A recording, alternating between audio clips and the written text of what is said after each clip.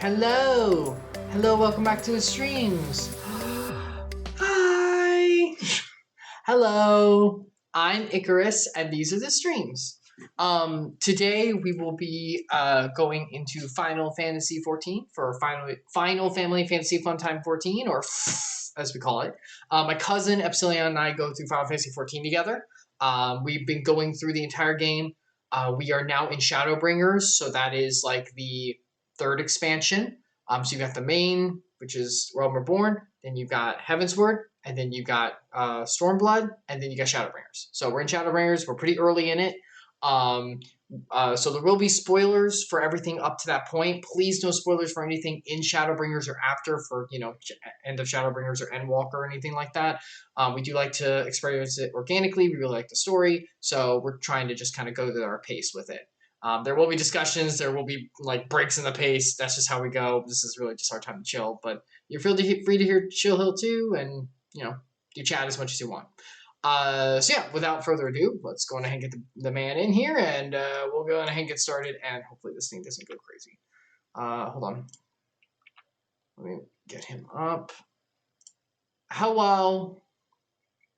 Hello. Hello. Are you there? I can hear you. Let me just get you up. Hold on, I gotta get you all up. I gotta get your video up. I gotta get your video up. That's what I meant to say. Okay, we are here. Hello, hello everyone. Epsilion is back. Hello. Everyone can hear the game. Let me make sure the audio is good because I think it's a little loud actually from what I saw last time. We're gonna turn that down just a little bit. There we go. That's a little bit better. Mute you on Discord.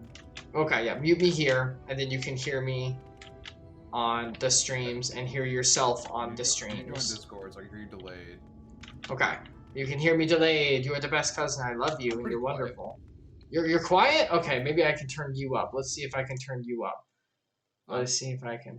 I'm quiet and you're loud, you're much louder than the game itself. I'm very loud. Okay, let me turn my audio down a little bit. Let me turn you up. Yeah, which is I've never heard you balance this way before. It's very different for you. Well, maybe it's like I think there were some window updates, which usually doesn't mess with that, but that doesn't mean it doesn't, do anything. All right, check it now, because I the volume levels typically doesn't do anything, but I've turned myself down a little bit. I turned the game and everything in general up. So everything else should be, because you're coming through that, should be. Yeah, the game audio. I hear the background music. It's definitely clear. You should have changed too. Did you get louder? You sound good. You're still loud enough. I'm a little bit louder. I might just be quiet. I feel like I'm talking in my normal volume. You are. You definitely are. So maybe it's that. All right. Can you hear yourself? Like, is it bad? It sounds okay. I think people watching can hear me. It's probably fine. Okay. I mean, if anything, I just won't interject. No, you need to interject. That's the whole point. I can't hear you. It doesn't matter. It's worthless. But if you say you can hear it, so right. Okay, we'll go with this. The stream and come back to normal. Okay. Welcome back. All right, now I can hear you directly. Hello. And I can hear my own game audio, and we're good. Get into this, yeah. Okay. All right, so we're in Shadowbringers. We're not in Endwalker. We're in Shadowbringers. We're in Shadow Walking Stormbringer Blood. Don't say all of them, because then everyone's gonna be like, "Where are you?" Yeah, like you said, we're in, I don't even remember what this one's called anymore. I don't care anymore. Shadowbringers. We're in Shadowbringers. Yeah, we're at pretty much at the start of Shadowbringers. Yeah. We're so early in it, very early. I mean, it's gonna be, so judging by the length of how long Bloodstorm was, this is gonna be a very long Stormblood. Bloodstorm. Yo, good old Bloodstorm. Dude, you sound like you're doing expansions on like a TV show where they're referencing a game, but they can't say the game, so they do like, gosh. Yeah, like fake, like a scratching Itchy and Scratchy for Tom and Jerry. Like, I was thinking like Let's Potato Chips. It's like a fake brand that all the TV shows use because it's like legally allowed to be used. Like it's a fake company that made a licensed product that's super cheap for the TV show. Like these in Community and a bunch of other. That's hilarious, actually. Yeah, they have multiple products, but chips is like the biggest thing they get to reuse in a lot of shows. Do they actually have chips? Like they actually make it in real life? They make like a bag, like a. And I think they just fill it up with Lay's chips or whatever. Like it's just a normal potato chip. But when like someone like say like they say I gotta buy some chips, they'll say buy some Let's potato chips. It sounds like Lay's, but it's not. You know. That's so awesome. Like real close. That's really good. I've never seen anyone like make like here's a knockoff that we made for you guys. Oh yeah, like they have sodas too. They have some other stuff. They like you. And the crazy thing is, like as a consumer, you could buy their stuff. It has real like products you can really eat and consume them. That's what I was asking. You don't need to because like it's way more expensive to buy it as a prop for your thing. But the point is that when you do that, they don't have lawyers that go and say you didn't seek our permission to use this and pay us for our image. It's like royalty free. Yeah, exactly. It's royalty free product placement. That's amazing. Third, we moved on to that, but it's a lot better than like if you ever watch Sportcast like esports, you might notice like someone has a can of Coke. They'll just put a piece of black tape across the front of it so you can't tell it's Coke. It's just some red can of soda. No idea what it is, but it's definitely red and silver, so it's obviously Coca-Cola because that's the only company that really does that huge like that style. Can they do that? Like, because you're technically using it, but I guess because the name's not. If you cover the name, like if it's covered enough that you know it's a like if there's no way of legally distinguishing it from the other brands that exist. Like I said, most audience will recognize it. Sorry. Gosh, I've been watching a lot of Uncle Roger videos. The Nigel New, you can see his last name. He's a he said he's Malaysian. So, but he lives in England. And he's a comedian that has a character called Uncle Roger, who is a Chinese chef. Mm-hmm. He makes he's a Chinese Malaysian chef. He makes a lot of videos of him making fun of people making dishes, usually Asian dishes, poorly. Okay. Like that's making fun of like Jamie Oliver is like his target guy he makes fun of because he makes some stuff that's just like it's inspired by Asian cuisine, but it's not actually the right recipes for it. It's usually way off base. Okay. But he had one video where I think it was the Great British Bake Off, and they were doing like it was supposed to be called Japanese Week, but it was more accurately labeled as Asian Week because they made like Chinese, Japanese, Indian cuisine, all okay for people competing, made different nationalities. So all the stuff I don't like, gotcha. Yeah, stuff that you're not really interested in eating. I mean, but if you like, one of them made like it was like curry buns, so it was like meat with sauce in a bun. So you would have eaten it. Like it was like a good dim sum type. Okay. Of thing, but you probably been like, oh yeah, I don't want to go this right away. Like most of them were like weird fusion recipes, so you probably actually would like a lot of it. But one of the scenes like cuts away and it has I think it's Lee Sun something, Lee Kwan Sun. That's the name. It's a brand of like sauce company. They make like soy sauce, they make like hoisin sauce. I actually have some from that brand in my pantry. But they make like all sorts of sauces. I think they make like fish sauce, maybe even oyster sauce, stuff like that. It's used in a lot of Asian recipes, a lot of Asian cuisine. And so they couldn't show because they didn't pay the company any kind of royalty fee to put that on there. So they just took a little piece of black tape over the name, but they still left the logo. Like they have like a rising sun. Like it's not Japanese rising sun, but it's like a little sun like coming up over the horizon. Yeah. As their logo. And like anyone who's seen the brand would immediately recognize. He made a joke like all Asians know immediately the brand this is when they see it. So you're not fooling anyone making a joke about how like it was almost like they did product placement, but they had to block it. So it was so in your face when you saw the shot of it. It was so obvious what it was. Like they had like a pan of the countertop and you just saw it on there. But it was weird because they had to block it out because they didn't pay anybody. So that kind of thing, keeps the company safe. They're not willing to pay a royalty fee, like you said, which is really it's royalty product placement. Gotcha. That's interesting. I didn't know that. I didn't know I definitely didn't know they had like the knockoff brands you could do. It just depends on how much money. How much money you're gonna make? That's what matters, Like if you're gonna make a ton of money off showing that brand, but not. It's like, and that's the thing. Is like not like the brand itself showing what made the money. Like if the show makes money, like it's a big part. Like the Great British Bake Off is like heavily streamed and also on BBC, I think. But it airs in wherever airs for great. It makes them a ton of money. So if they're going to make that money, they got to pay whoever, whoever they showed off, even if it wasn't like owed to them. Like, it wasn't because of this product existing we made this much money. No, but yeah, you have it. You're using it. You have to. You still get a little cut, Yeah, you still get a little cut for showing it off. So, I mean, it makes sense, dude. And sometimes, like, some brands will be like, oh no, we take that's free publicity, so we'll just take you showing it off. Yeah, I was about to say, I think sometimes it's free publicity, right? Depending on like what the. Some companies do, but like if it's a big company, like for like say like Lay's potato chips, they don't need to pay for anybody to advertise. They don't even make commercials for themselves anymore. They're that good, like that well known. They make that's true. They sell so consistently. They don't need, like, there's a lot of products. You look at it, like, it used to be. I remember when we were growing up. There'd be a lot of like household cleaner products that had commercials. They don't do that anymore because they don't. Like there's Does only like Coke 3 have brands. commercials anymore? Yeah, they still do Christmas commercials, especially because they own the license. Well, that's more of like a tradition, right? I mean, it's publicity, but it's kind of like, hey, look, it's your friendly Coke again. So whenever they have new products, they do, especially. Yeah, okay, that I can understand. Probably they like for sporting events, they make new commercials and stuff too.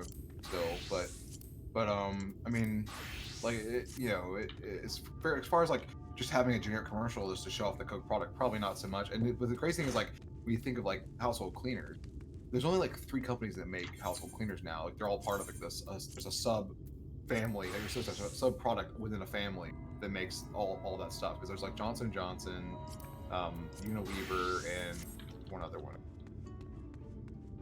But those 3 are like the big 3, like almost international, making all of the household cleaning products.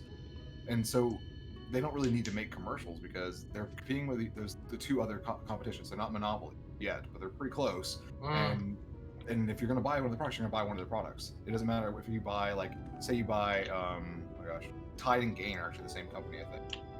So it doesn't matter to them if you buy one or the other, just buy one of them. Jeez. And this fact, I just mentioned Tide and Gain, you know what those are, right? Like, you don't even have to like, think about it. You've never seen an ad for Tide and Gain, have you?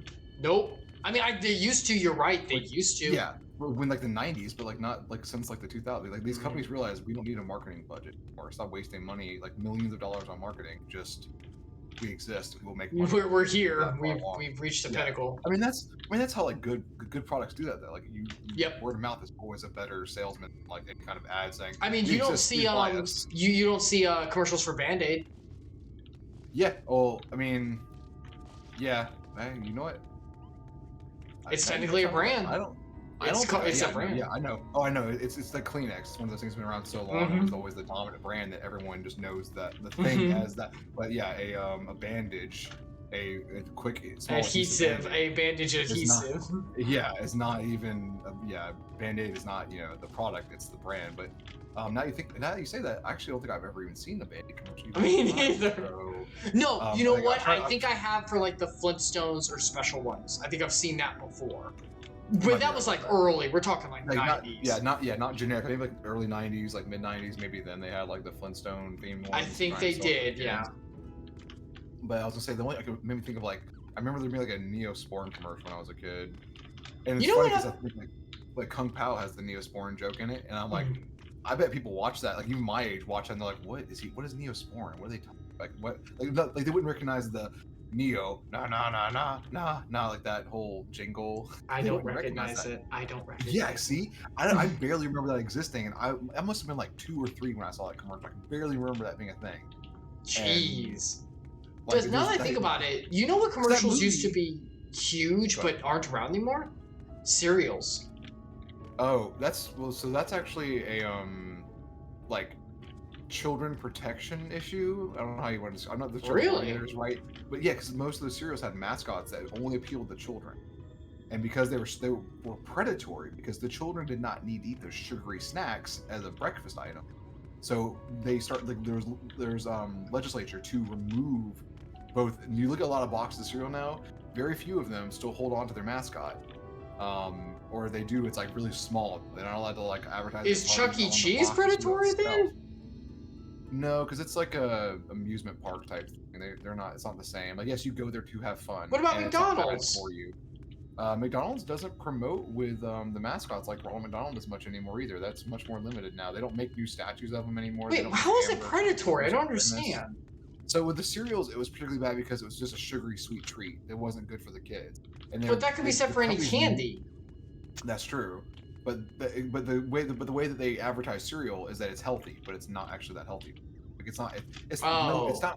it's not worse than candy or even as bad as candy most of the time. But I was gonna say some of them might be. The way that they advertised it, it was like, it literally was like, it was, they would advertise it at the same like times and slots as like toys for kids. So kids wanted to get the cereal as bad as they wanted to get a toy. But like it's just like the desire for it was like, not I definitely understand the false advertising of this is like nutritious when it's not. That makes sense because that's like lying. But they can advertise to kids. I mean, toys do it. You just have the parents say, no, we're not getting that. Well, I think it's more about like, it's not just false advertising, it's also like being realistic about what you're getting out of the product. Does that make sense? Like, it's not just false advertising, but it's also like, hey, this thing isn't good for your kids, but we want you to buy it still. That's basically what they were doing. So? That makes sense. Candies are like that. Ice cream's like that. Yeah, but video games, if you spend too much time on it, can freaking like give like seizures and crap. Oh, that's different. But yeah, that's usually medical conditions. Like I understand the like, oh, if it's false advertising because it's healthy but it's not, that's a lie. That's like absolutely. But if it's just appealing to a kid like a toy is, you just like don't buy it. When you buy a toy, you know what you're getting out of the toy. That's the. But you're getting cereal. Yeah, you're getting cereal, but it's not the. How should I put this? It's not like the magical journey they picture. You know, it's not drugs. Like the reason the kids want it isn't what it's for. The kids don't want cereal because it tastes like candy. They see like, oh, it's a cartoon, it's a fun thing. Kids like this. Like it's literally, it's like kid crack, for no reason. Basically, it made no sense. So like, most parents were like, yeah, you're right. Stop showing this. But it was basically like a coalition of moms like, stop doing this, and they're like, oh, give me a break. Just don't buy it for them. Just be like, no, you're not having cereal. Then you got to listen to the kids whine, fight them about it. Too bad, dude. Control. No. No. I don't know. I work with too much with this shit. I work with too much with shit. No. Freaking have a good boundaried household. No. Yeah, I'm sorry. I'm not. I mean, I feel like as a national like group though, why do we have to have every household doing this? Just don't do it that way. Just don't. Like, there's no need to. I kind of agree with like it's. But like, if a product like that would be like saying, hey, candy can rot like your mouth, and if it had colorful characters, it's like, oh, you can't do that. It's like, well, just don't buy candy all the time. Like, the children don't have the money to buy this anyway. But the difference is like, the candy's gonna rot your teeth. Like, it's all candy rots your teeth. Yeah, but the cereal, they try to make it like it's not. That was like the big problem because it was so bad for you. Yeah, because it's not actually like part of this well-balanced breakfast. Like, no, that's what I'm saying. Like, that makes sense. Like, why you can't do that. That's a lie. Like, technically, it can be part of a well-balanced breakfast. It's not the part that's balancing it. Yeah. Right. that's I mean, it's thing. Balancing. It's like, kind of balancing, but it's balancing on the negative side. So then, like, parents could see it and be like, "Oh yeah, okay, this isn't good for my kid. I'm not gonna buy it." But then the kids would see like, "I want to have the cartoon character on the box," and it's like, but that's not. It has nothing to do with the cartoon. Like, that's not part of what you're getting, really. So. I mean, I definitely understand the McDonald's and the fast food places still use like kids like Happy Meals, give kids toys, so there's still that kind of thing to like, but that's almost like the person's gonna buy the food for the kid anyway while they're there for themselves or whatever. Might as well get the toy out of it. But adults eat that's cereal all the time too. Yeah, but we don't care about the cartoon characters, do you? Like, I got the cartoon characters. Is having the Trix rabbit on the box make you want the Trix anymore? It does make the box more colorful and appealing. That's true. It makes it more visible.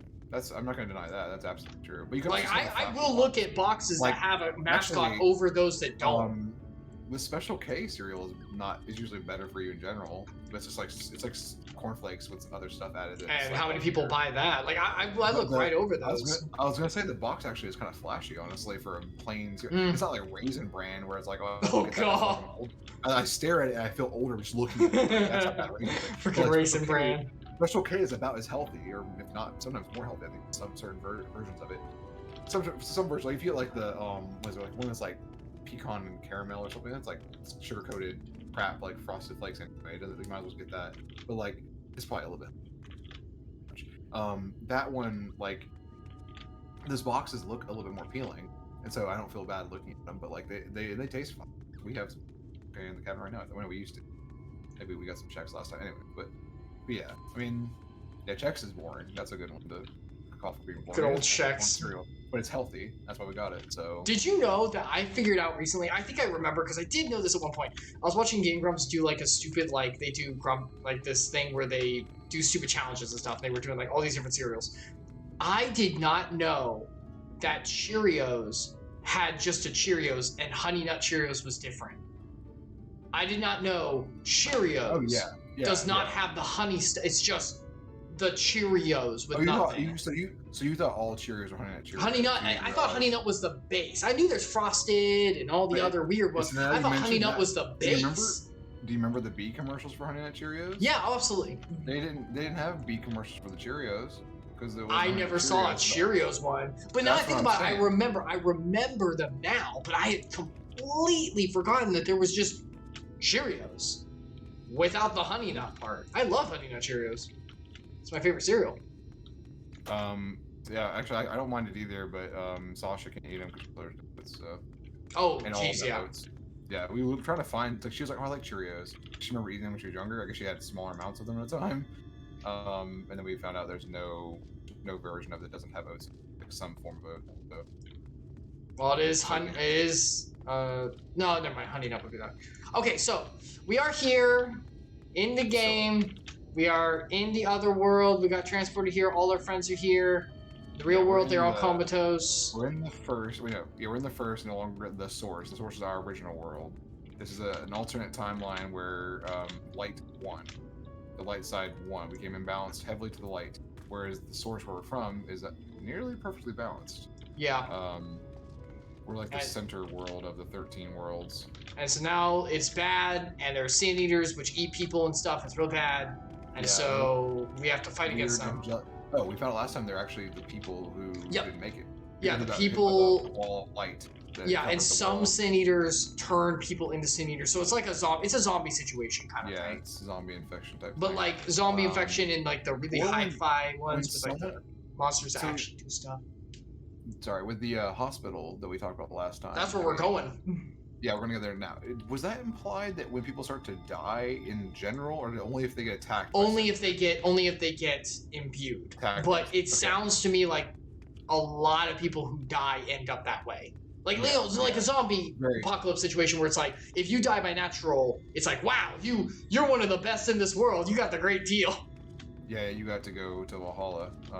Yeah, you're like oh my gosh, you got to have like a really good end. You're given the reward, yeah. The good, you got the good ending. Yeah, you got the good end, yeah. So you got the good ending, but most people end up with the middle ending or the bad ending because almost everyone's becoming a sin eater, yeah. So we're gonna go and Sam Bambo, Sin Bambo bad boy. Sin Bambo bad boy. I'm not calling them bad boys. You can do that if you want. I don't feel comfortable saying that. So basically we're gonna head back, and so what we're doing is we're buying a favorite fruit of a person who's in the who's in one of the areas that's like a refugee for these people. It's not contagious if you catch it, but like if you get it, you're dead. It's zombie apocalypse, infection. Yeah, it's a matter of time before you heal. So what we're doing is we're taking the favorite food to these people so they can put poison in it and give them like the euthanasia easy death. Which I am very in two minds about, but this isn't real life, so I'm not gonna weigh in because we don't have that in real life. Dang, I mean, not to this, not like this. No, the Sandwall got me, so I'm complaining about. I'm not complaining about. I'm also of two minds on it, honestly. Like part of me is like, give the person who is experiencing it is what matters most. Give them what they want, but then also it's like, but I don't know. Yeah, I guess I maybe lean more towards that than anything else. Like biblically, it talks about how our lives are not our own and we are bought with a price, and the life, even if it's later and even if it's grueling, can still be used for him. Like it can still touch other people's lives and stuff, and that's where it gets hard because it's like, well, I'm suffering. It's like yes, but this life is not ours. Like we don't have the right to end it. But this gets into that kind of thing. That scenario is a bit different. That's like saying don't just because someone can't walk, someone's like lame, don't take them out because they can still speak, right? Yeah. They can still do testimony. This case we're talking about here is they're literally going to become that's why I said this is different because we don't have this. You don't have the zombie issue where they go feral or something. luckily all the diseases, I think, I mean, is there any disease mean- out there that someone catches that like they lose and they become dangerous? I was trying, But not a rabies. mental illness disorder, not that. We're talking like a rabies. Do people like lose their mind and actually like? Yeah, you become afraid of water and you become more agitated easily, and you usually the natural reaction once you have it, once it takes place it's in your brain, is that you want to like the virus makes you bite and claw at other, like you lose your nails, like any mammal that gets it does this. Wow. Any human will bite and claw at other things to try and get the rabies virus into them as well. So when someone gets rabies, like a human gets it, if they can't kill it, can't like cut off the virus. It usually it has to be within hours of getting it. Usually, I think it could be a day or something. If it takes hold, then they're gonna die no matter what. And then they quarantine them because if anybody gets near them, they will try to bite them, attack them. Wow, I didn't know rabies went that intense. Yeah. Is it easy to get, or is it like pretty? You have to be bitten by somebody that has, or something that has rabies. So like a mammal, like. So it is zombie rules. Yeah, basically. The most common way of getting it is like dogs, coyotes get it pretty often. Some larger like rodents get like raccoons get it, and pass it to humans. Sometimes pets get it, sadly, and when they get it and the owners don't realize it, like maybe they're an outside pet, they come back to the house and they don't notice it until it's too late. Then they get bitten by the dog or the cat or whatever it is. So yeah, there's that chance of getting it from your. But we all we're in America. America most people have shots against rabies, right? Like rabies shots pretty normal. So I thought that was one of the normal ones. There's a fact, yeah. I think your boosters have it in typically, even an infant. But you have to get that redone every so often. And since it's so rare that we get it, like people will have the chance of getting it. Usually, you can see the symptoms well enough before. I don't think they reapply it as often as needed to keep your immune. But it's I haven't been to a doctor in over 10 years, so I know I haven't gotten my reapplication. Yeah, I think. I mean, I should probably do that. You usually get like a last booster in America around the time you turn 18. It's pretty common, like right before you go to college or whatever. If you did sports in high school, usually you get it anyway. And then you don't get a booster after that? You might get a booster. I think they usually recommend 10 years later, 10 to 15 years later, you should get one. It depends. Like, if you meet your doctor annually, you're supposed to. Like the ideal way of living is, I guess. Then you would actually know whether or not they basically encourage you. Yes, if you live in a situation like if you are in animal control, you should probably get a rabies shot every 5 years, wherever. Right. The vaccine to stay strong, in your immune system. Like you should probably get it regularly. But if you're in a job like a desk job or something, you're not around wild animals at all, you probably don't have to worry about it. It's like I'm saying, it's very unlikely for you to get it. Okay. Like if you live near some large, uninhabited, wild areas, maybe you should get it then too. Mm-hmm. But like people who live in areas where coyotes are rampant, they probably if they're near an edge, if you're like a suburban or you can bear out.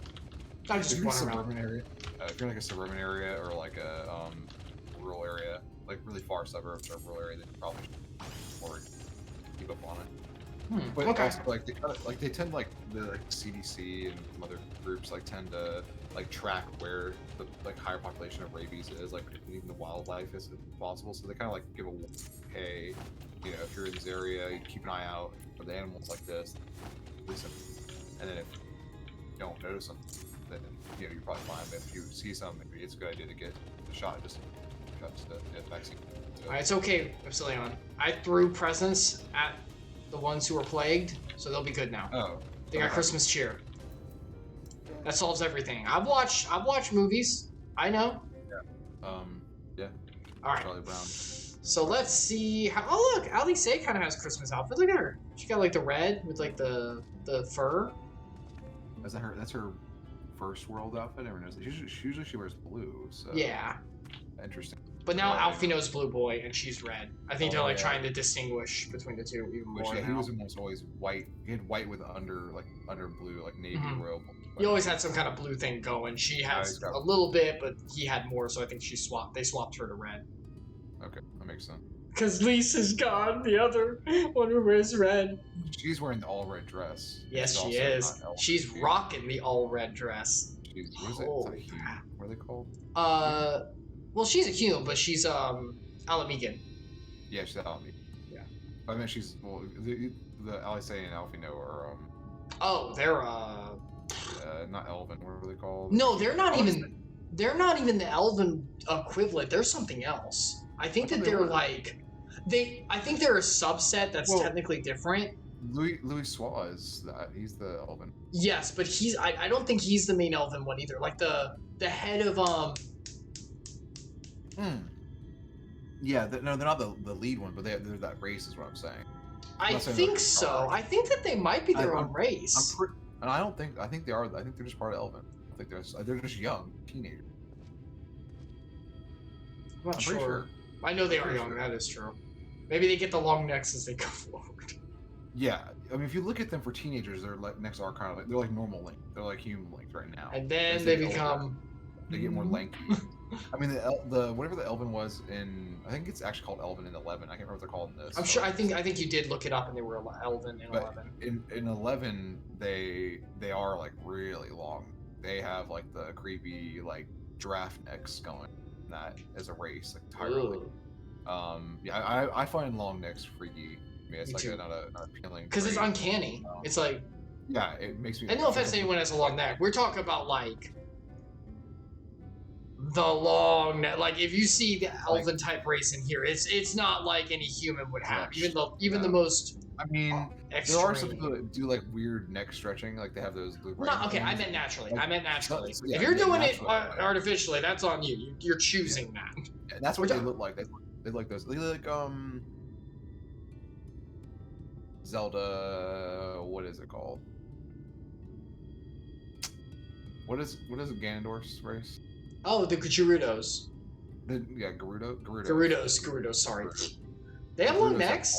Yeah, in Breath of the Wild, they like have long necks and long limbs compared to the other races. Oh yeah, I do kind of remember the long limbs. I never played it, but I saw some of it. Like especially. I know their limbs were long. I didn't remember the necks. Gorons literally have no neck. They're just like a. Well, yeah, Goron is like a rock. They're like a giant boulder. Stone man. All right, let's talk to Telseen.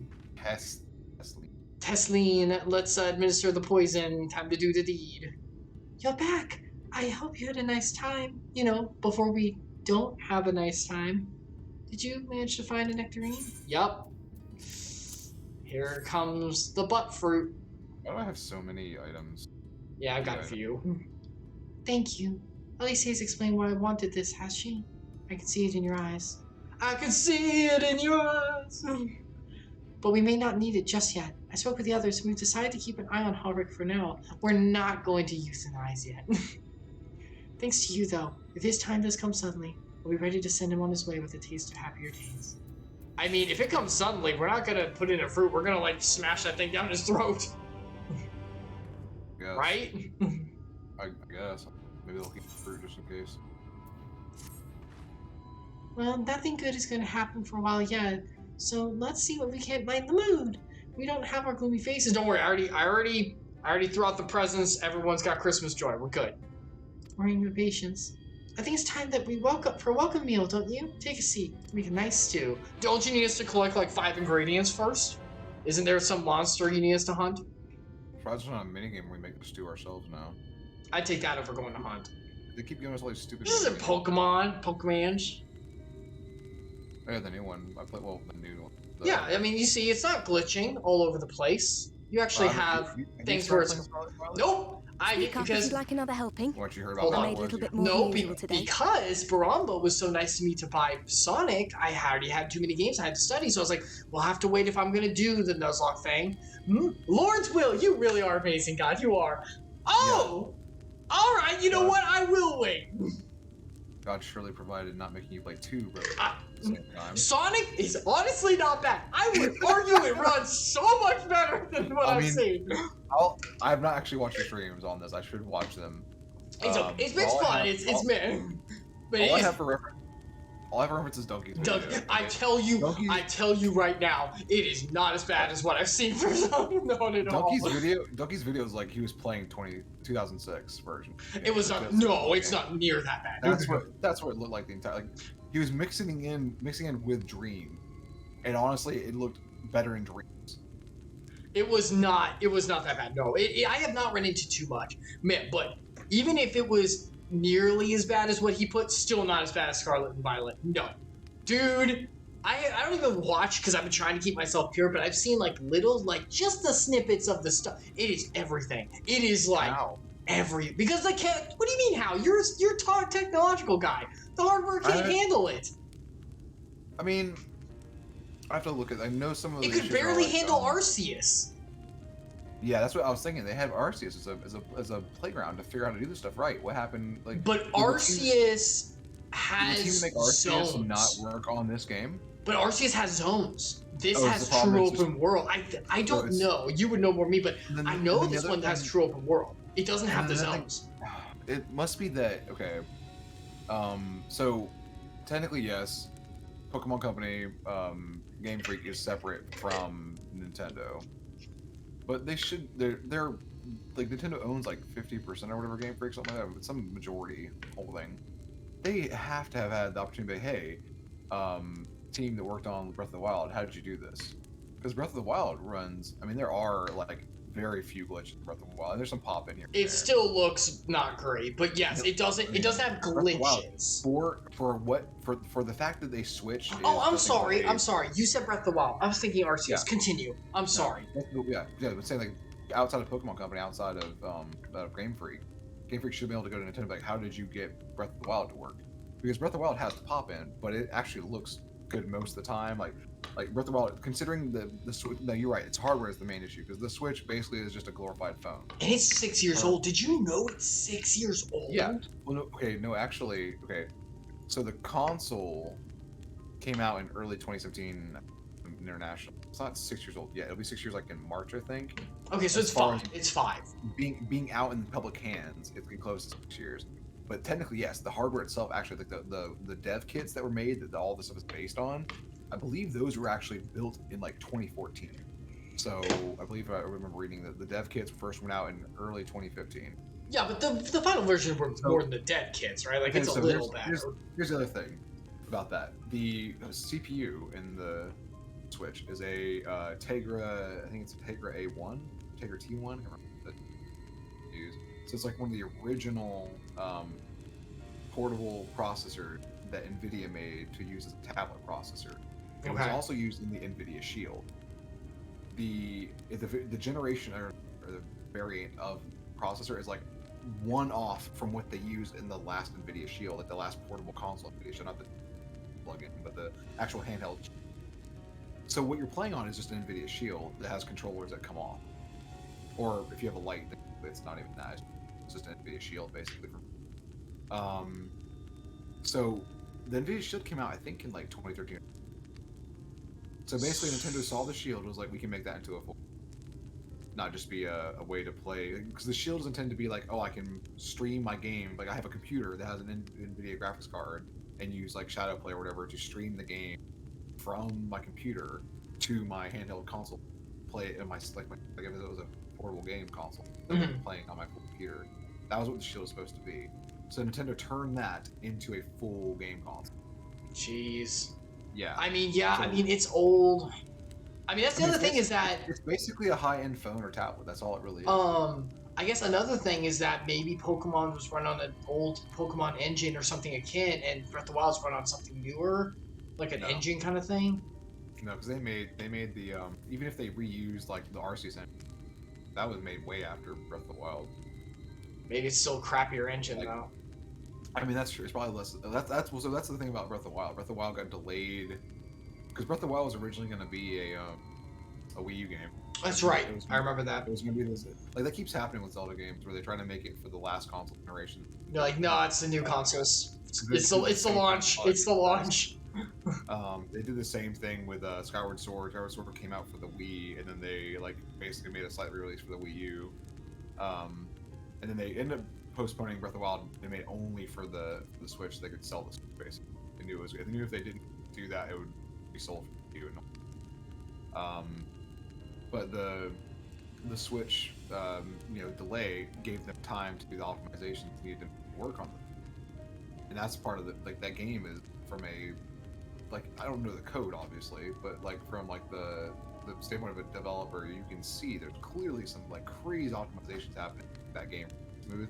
One of the things that Brombo always points out how crazy we used to play Breath of the Wild. We would always point out how crazy it is. They got to the point where like, okay, the world it's open world, it has persistence, but if we let it persist, like some things just get messed up over time. Some moblin just wanders in the wrong spot and it like breaks the game because they shouldn't be there or something. They shouldn't be able to they like phase through like a bit of wall or something, able to or whatever. Maybe the physics engine wasn't being correctly, it was mapping correctly or whatever, because it wasn't under the current focus of the player. So rather than just letting the game get broken and stay broken, the game has the blood moon to reset everything. That's what blood moon is for. It's not because like it's a mechanic of the game for challenge to make the player have to refight everything they've killed already and make it difficulty higher. It's literally because the game will break if they don't do it. But it's added to the game as a feature to make it seem like it makes the game more difficult or fun or whatever. That's cool. The ability to get weapons or whatever weapons are destructible, you can replace them over time. It makes it seem like it's a mechanic intended to exist. Actually, the fact is that they made it so that the game will break itself over time. That's awesome. What happens. Yeah, it's like finding ways to do stuff like that. Pokemon probably has a problem with that. But I haven't looked at. I know I've seen like glitches where like people are riding the bike thing or whatever it's called, bikes, and they get like a crevice. It's almost like it reminds me of Death Strand when you ride on the bike and it freaks out. Like that stuff's hard to do because the physics are fast. Like it's hard to you think like like you get the train problem and physics. How long does it take you to calculate that? Oh yes, you're a human, but that's what the computer has to do, like for many things all at once while you're doing that. So and at a very fast pace because it doesn't have like okay we're gonna pause and think about it and show you what'll happen as a result. It has to do it right then as you're driving. So like and then the calculation changes because you've already passed the thing that was trying to calculate, right? So like it has to be like kind of approximations, and so doing stuff like that can kind of tricky. There's optimizations for that, and they probably didn't do them very well. I think the other reason, as we all know, is it's Pokemon. It's a mainline Pokemon, so everyone's gonna buy it, and lo and behold, it's sold more than Arceus or any other Pokemon ever. Yeah, Arceus is a spin-off. Yeah. Well, yeah, but sorry, any other Pokemon ever, except for I think it was Emerald or something. I think there was one that was higher. It was Emerald or something like that. But the point is, I would assume Heart Silver and whatever, the Heart Gold and Soul Silver. I think those have sold. Freaking Pokemon. For those games, the features in that one are crazy. Also, it's like mechanically that game to the original. They released, so that's what I was about to say. The big thing here, I think, for this game, since it is open world, since it does have real way more often had real 3D physics. Epsilion, you're cutting out a little bit. Cutting out? A little bit. Yeah, I can hear you, but every so often when you talk, you cut out a little. Okay. Am I coming through clearly right now, or am I breaking up still? No, you're coming through clearly now. Okay, I might have been leaning back too far or being too quiet. But I was saying, like, compared to all the recent games, like, this new one has a lot more 3D physics, 3D real-time calculations, and I bet that no one at Game Freak is used to doing that. Like, honestly, that's probably what it really is. Like, they should have had a team, like, they should have hired someone from, like, I don't know, someone who works on, like, Unreal Engine or something, like, the actual core physics to come in and give them, like, tips and hints about how to optimize for the Switch. Yeah. If all they're good at is making the combat mechanics for Pokemon or making the systems, the moves, and balancing all that stuff, and then which has already been there for years, so they don't actually have or to making, like, do anything. Core RPG mechanics. There's no math to that. It's not like, I mean, if you can basically making RPG nowadays, if you're doing like a standard RPG with no special effects or anything, it's like writing a script for a movie. You don't really have to know how the technology works to make some art. Usually like 2D, it's sprite art. So you just make some sprite art. Making an RPG is simple. But doing a 3D game like this is very complex. There's lots of different aspects of physics that don't typically get used in RPGs, and I'm betting that's where a lot of the problem, like what I've seen, the bugs I've seen, that's where a lot of the problem is at. So they could have just hired someone, contracted out the 3D work a little bit more, or at least consulted, not even like contracted out fully. Yeah. They probably could have had a better experience for the user. But it's sold like hotcakes, so that's probably now that they've sold like hotcakes. I've heard they were doing refunds actually, which is weird. Yes, they did. Nintendo doesn't do that normally. They don't have to. I bet like Shigeru Miyamoto is probably pissed because like that was it's like this is not the quality. Yeah, no, like his thing was always like, you don't release a game until it's ready. Like, but it's he would delay- Pokemon, he and would it's delay still games- sold a lot, and a lot of them won't be refunding because it's Pokemon. So Yeah, they'll just money wait for it to be talks. fixed. I mean, I do that with games that have no, like, I did that with No Man's Sky. I kept it. I knew like the dev team were ambitious, and I had to feel like looking at like what they had said they were going to do. And My seeing what they argument, were- though, is that Pokemon's not ambitious. They can put out the game, it can be kind of crappy. They'll put a little patch to make sure it's not as broken. Good enough. People will still buy it. It's Pokemon. It's like it's a scale. It's not like ambitious or not ambitious. Like they're in the middle somewhere because they're trying to change the formula. That's ambitious. Like if they What weren't changes? ambitious, No, you know what? they- I'm going to challenge it. I'm going to challenge it. What changes? They added a It new has gimmick. They added a new open gimmick, which they world. always have. It has Open world. has You world throw physics. a ball at the Pokemon, enter into take-turn combat, just like before. How's that any different? But I mean, it's not the same game. You think it's the same game? Like you think that As like Sword and without- Shield outside of the without the open new- world, basically. without the new features, you think What it's the new same game? features? 'Cause it's not. I mean, What new features? the open world. What do you mean? Open world is just take section, make bigger. Congratulations. No, it's not. What are you talking about?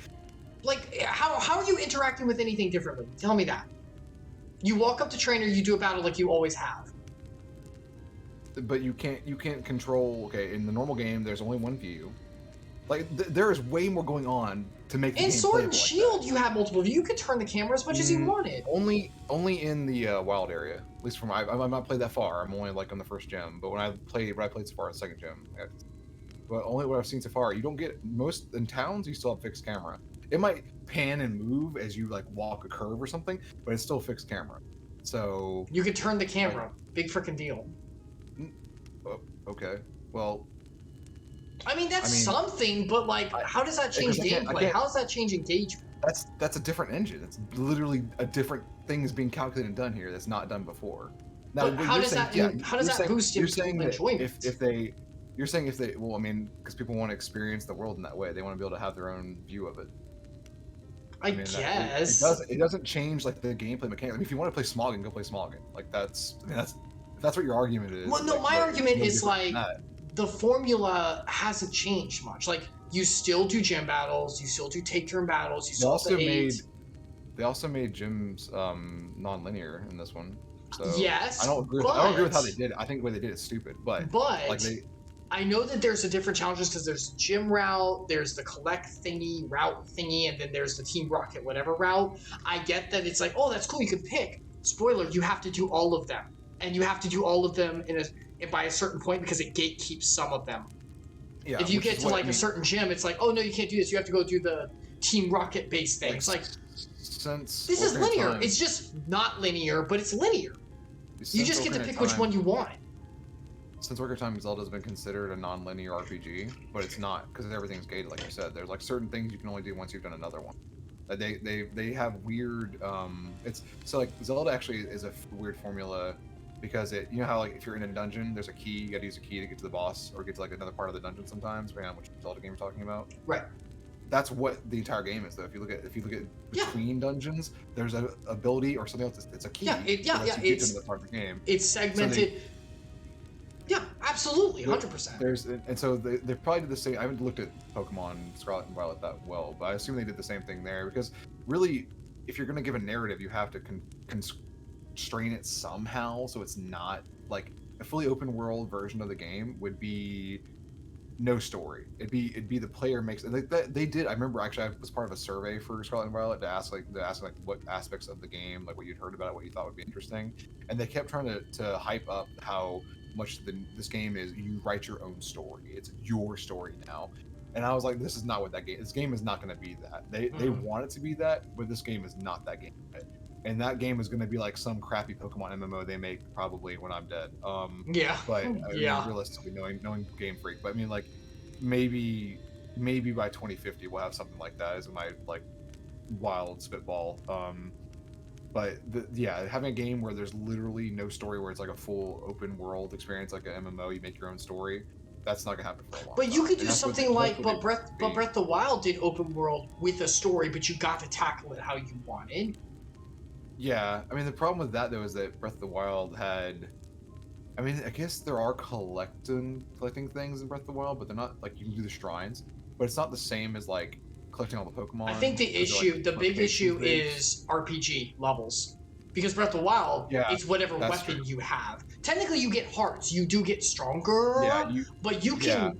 And also, and I said this is why take turns bad. When it's take turn, stats are everything because you can't. Your defense and HP determine what you can do. You cannot dodge everything. In a real-time action game, you could go beat Ganon at level 1 because if you can dodge, you can beat it. Yeah, you can. As long as you can technically do damage and you can dodge, you can beat whatever it is. Yeah, it might be And hard to do. that's why action combat's better. Fight me. Yeah, I'm not gonna do. Not you. I'm just saying, fight me. Yeah.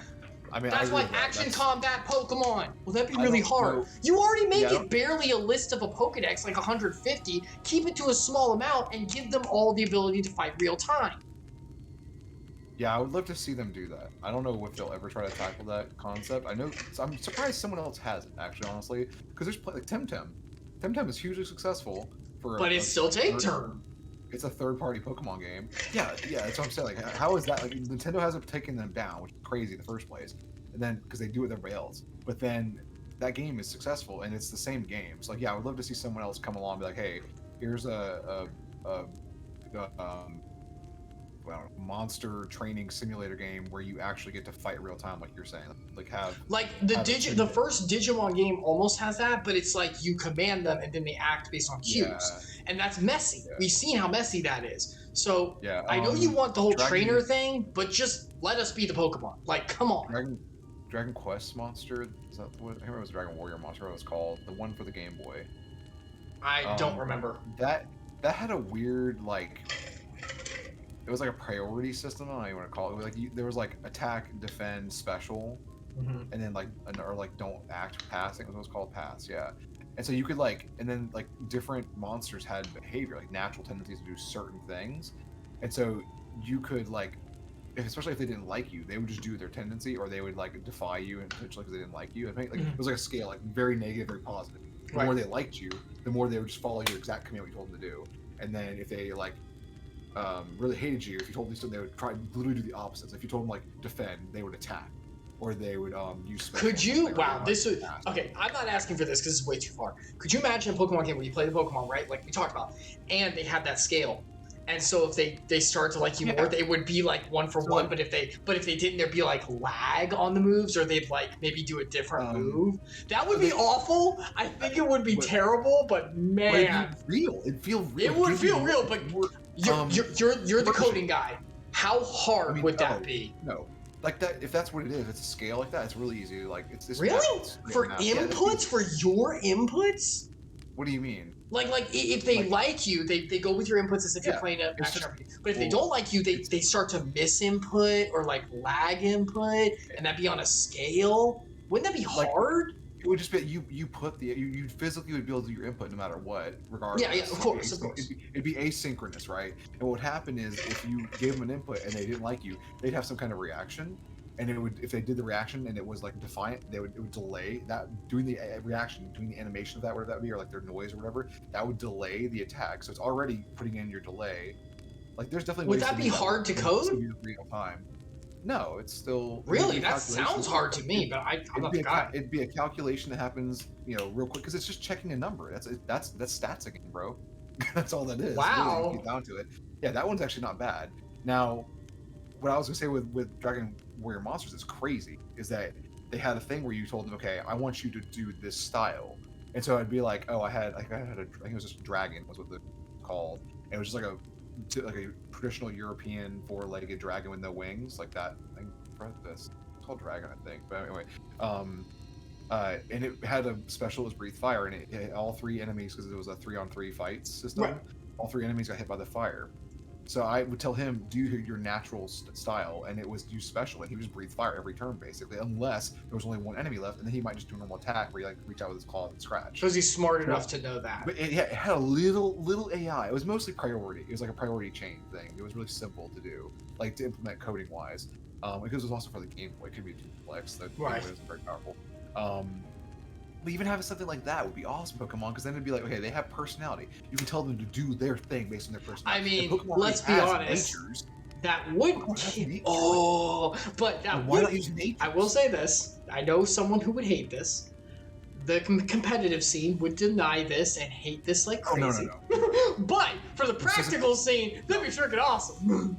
This isn't for competitive. It's purely for a single player experience. It makes it feel like you're in an immersive world. That's what it would be for. It would not be for a competitive. Competitive would be like the Pokemon you're using magically love you and do everything exactly what you want.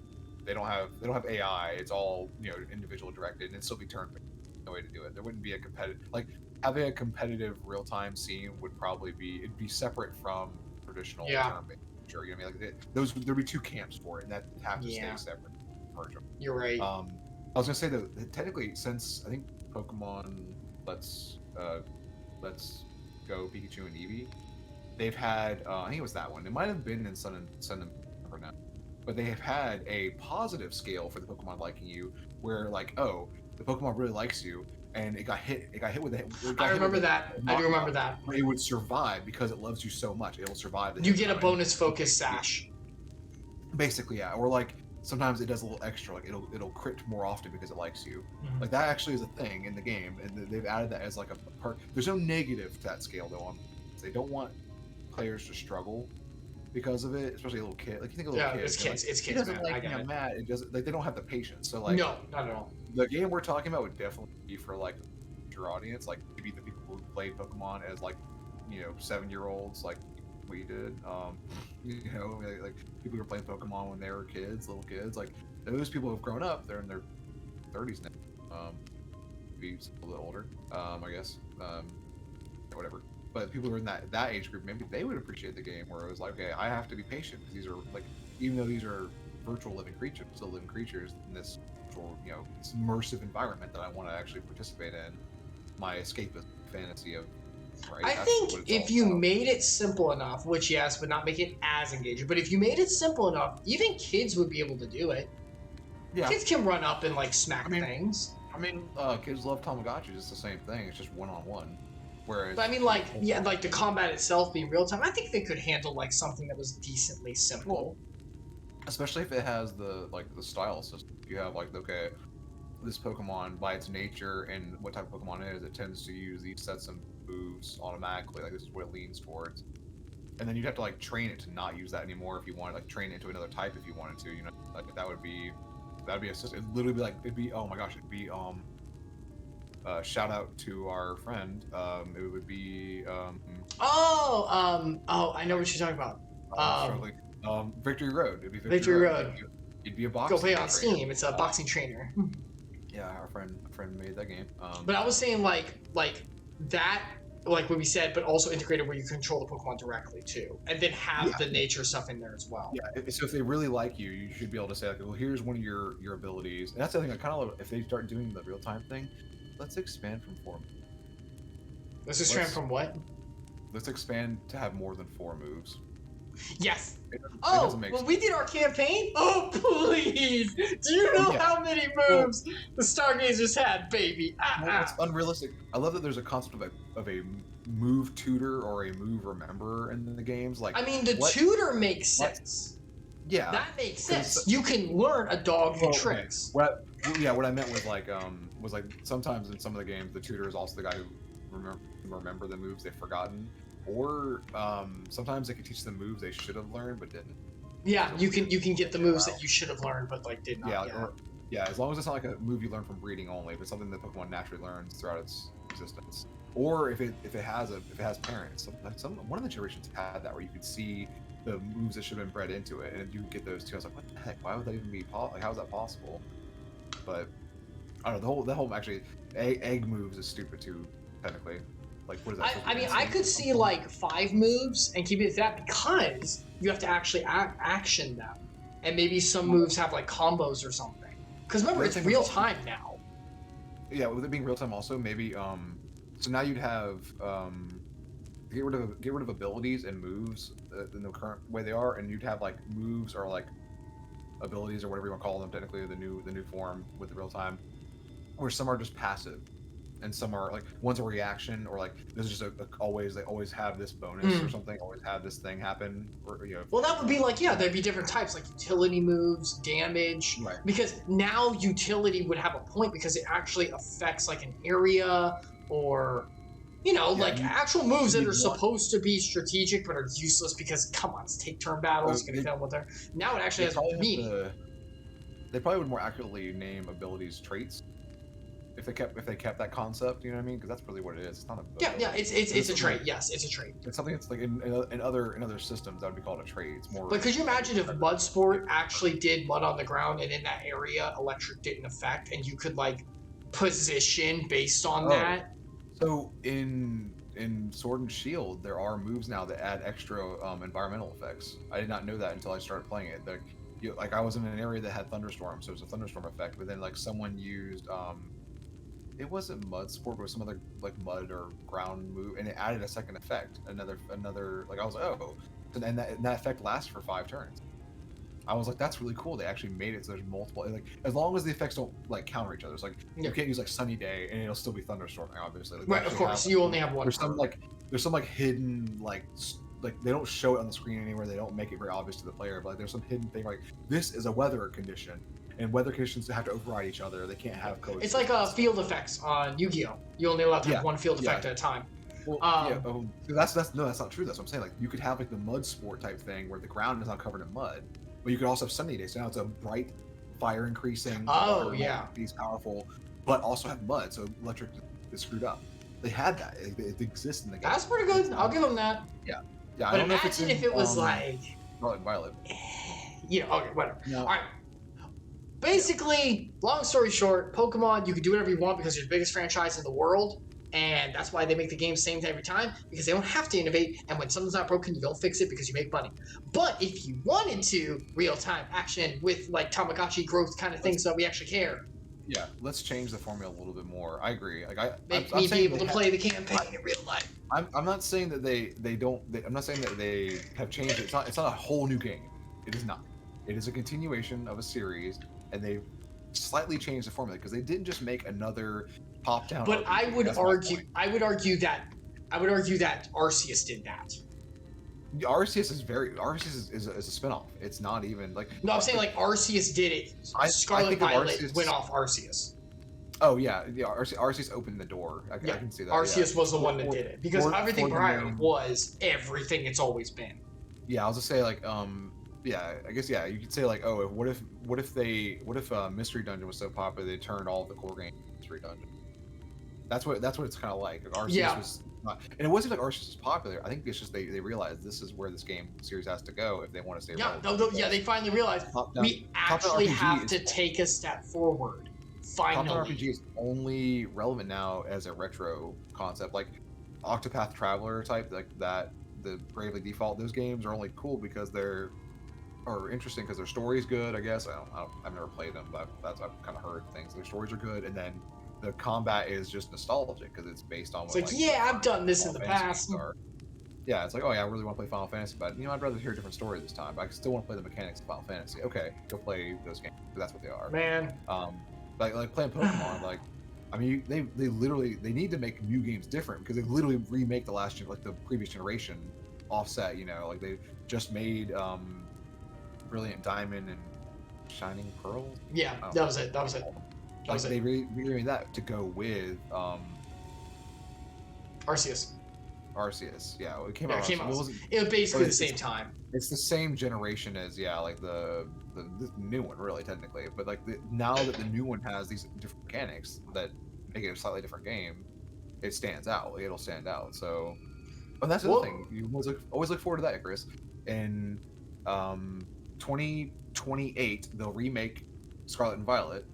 They'll be like, I don't know. But it won't change much. And it won't change. They'll fix all the bugs. It'll be a great game. Okay. All right. I mean, they made Sapphire and Ruby playable, like actual worth your time. I'm just kidding. I actually like the Helen region. I like Sapphire and Ruby. I like the original. I played them on Game Boy Advance. I loved them. I don't know why. But yeah.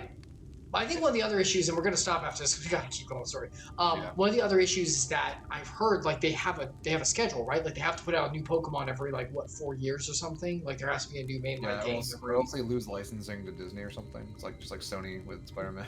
But no, I'm serious. Like I heard that there was like they have to do it every so often.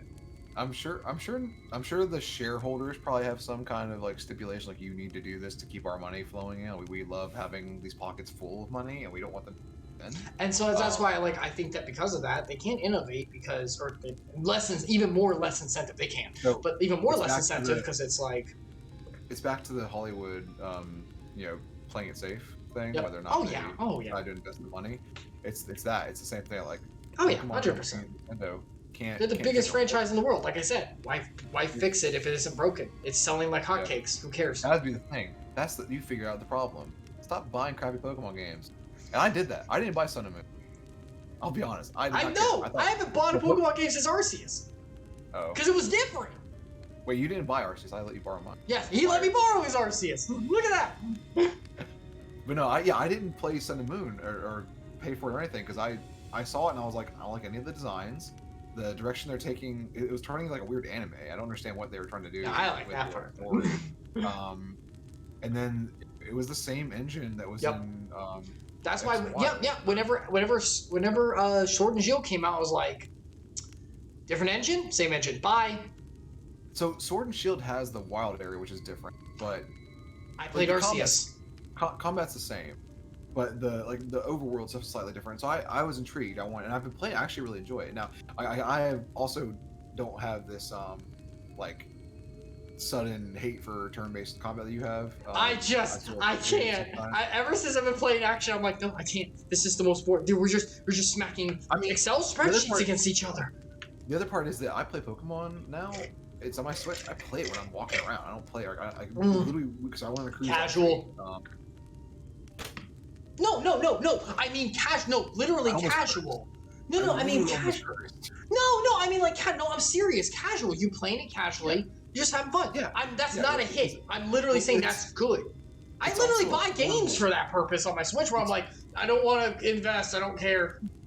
It's a series that was meant to be played as a portable game series. It's Pocket Monsters.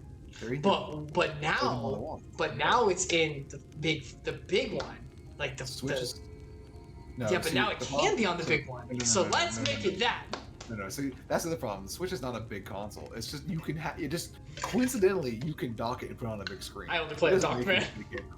Literally, Nintendo realized with the DS, they're like, we make way more money on these portable consoles. Stop making home consoles. It's not working for us anymore. We can fully transition off home consoles, make all portable. That's why the Light exists. That's why the Light can't dock.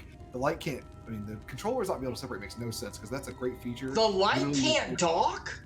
The Light can't dock, bro. It doesn't fit in the dock. It doesn't physically fit in the only dock that Nintendo makes officially, and it doesn't have it has power, but it doesn't have output for HDMI. They didn't put it in. That's why it's cheaper.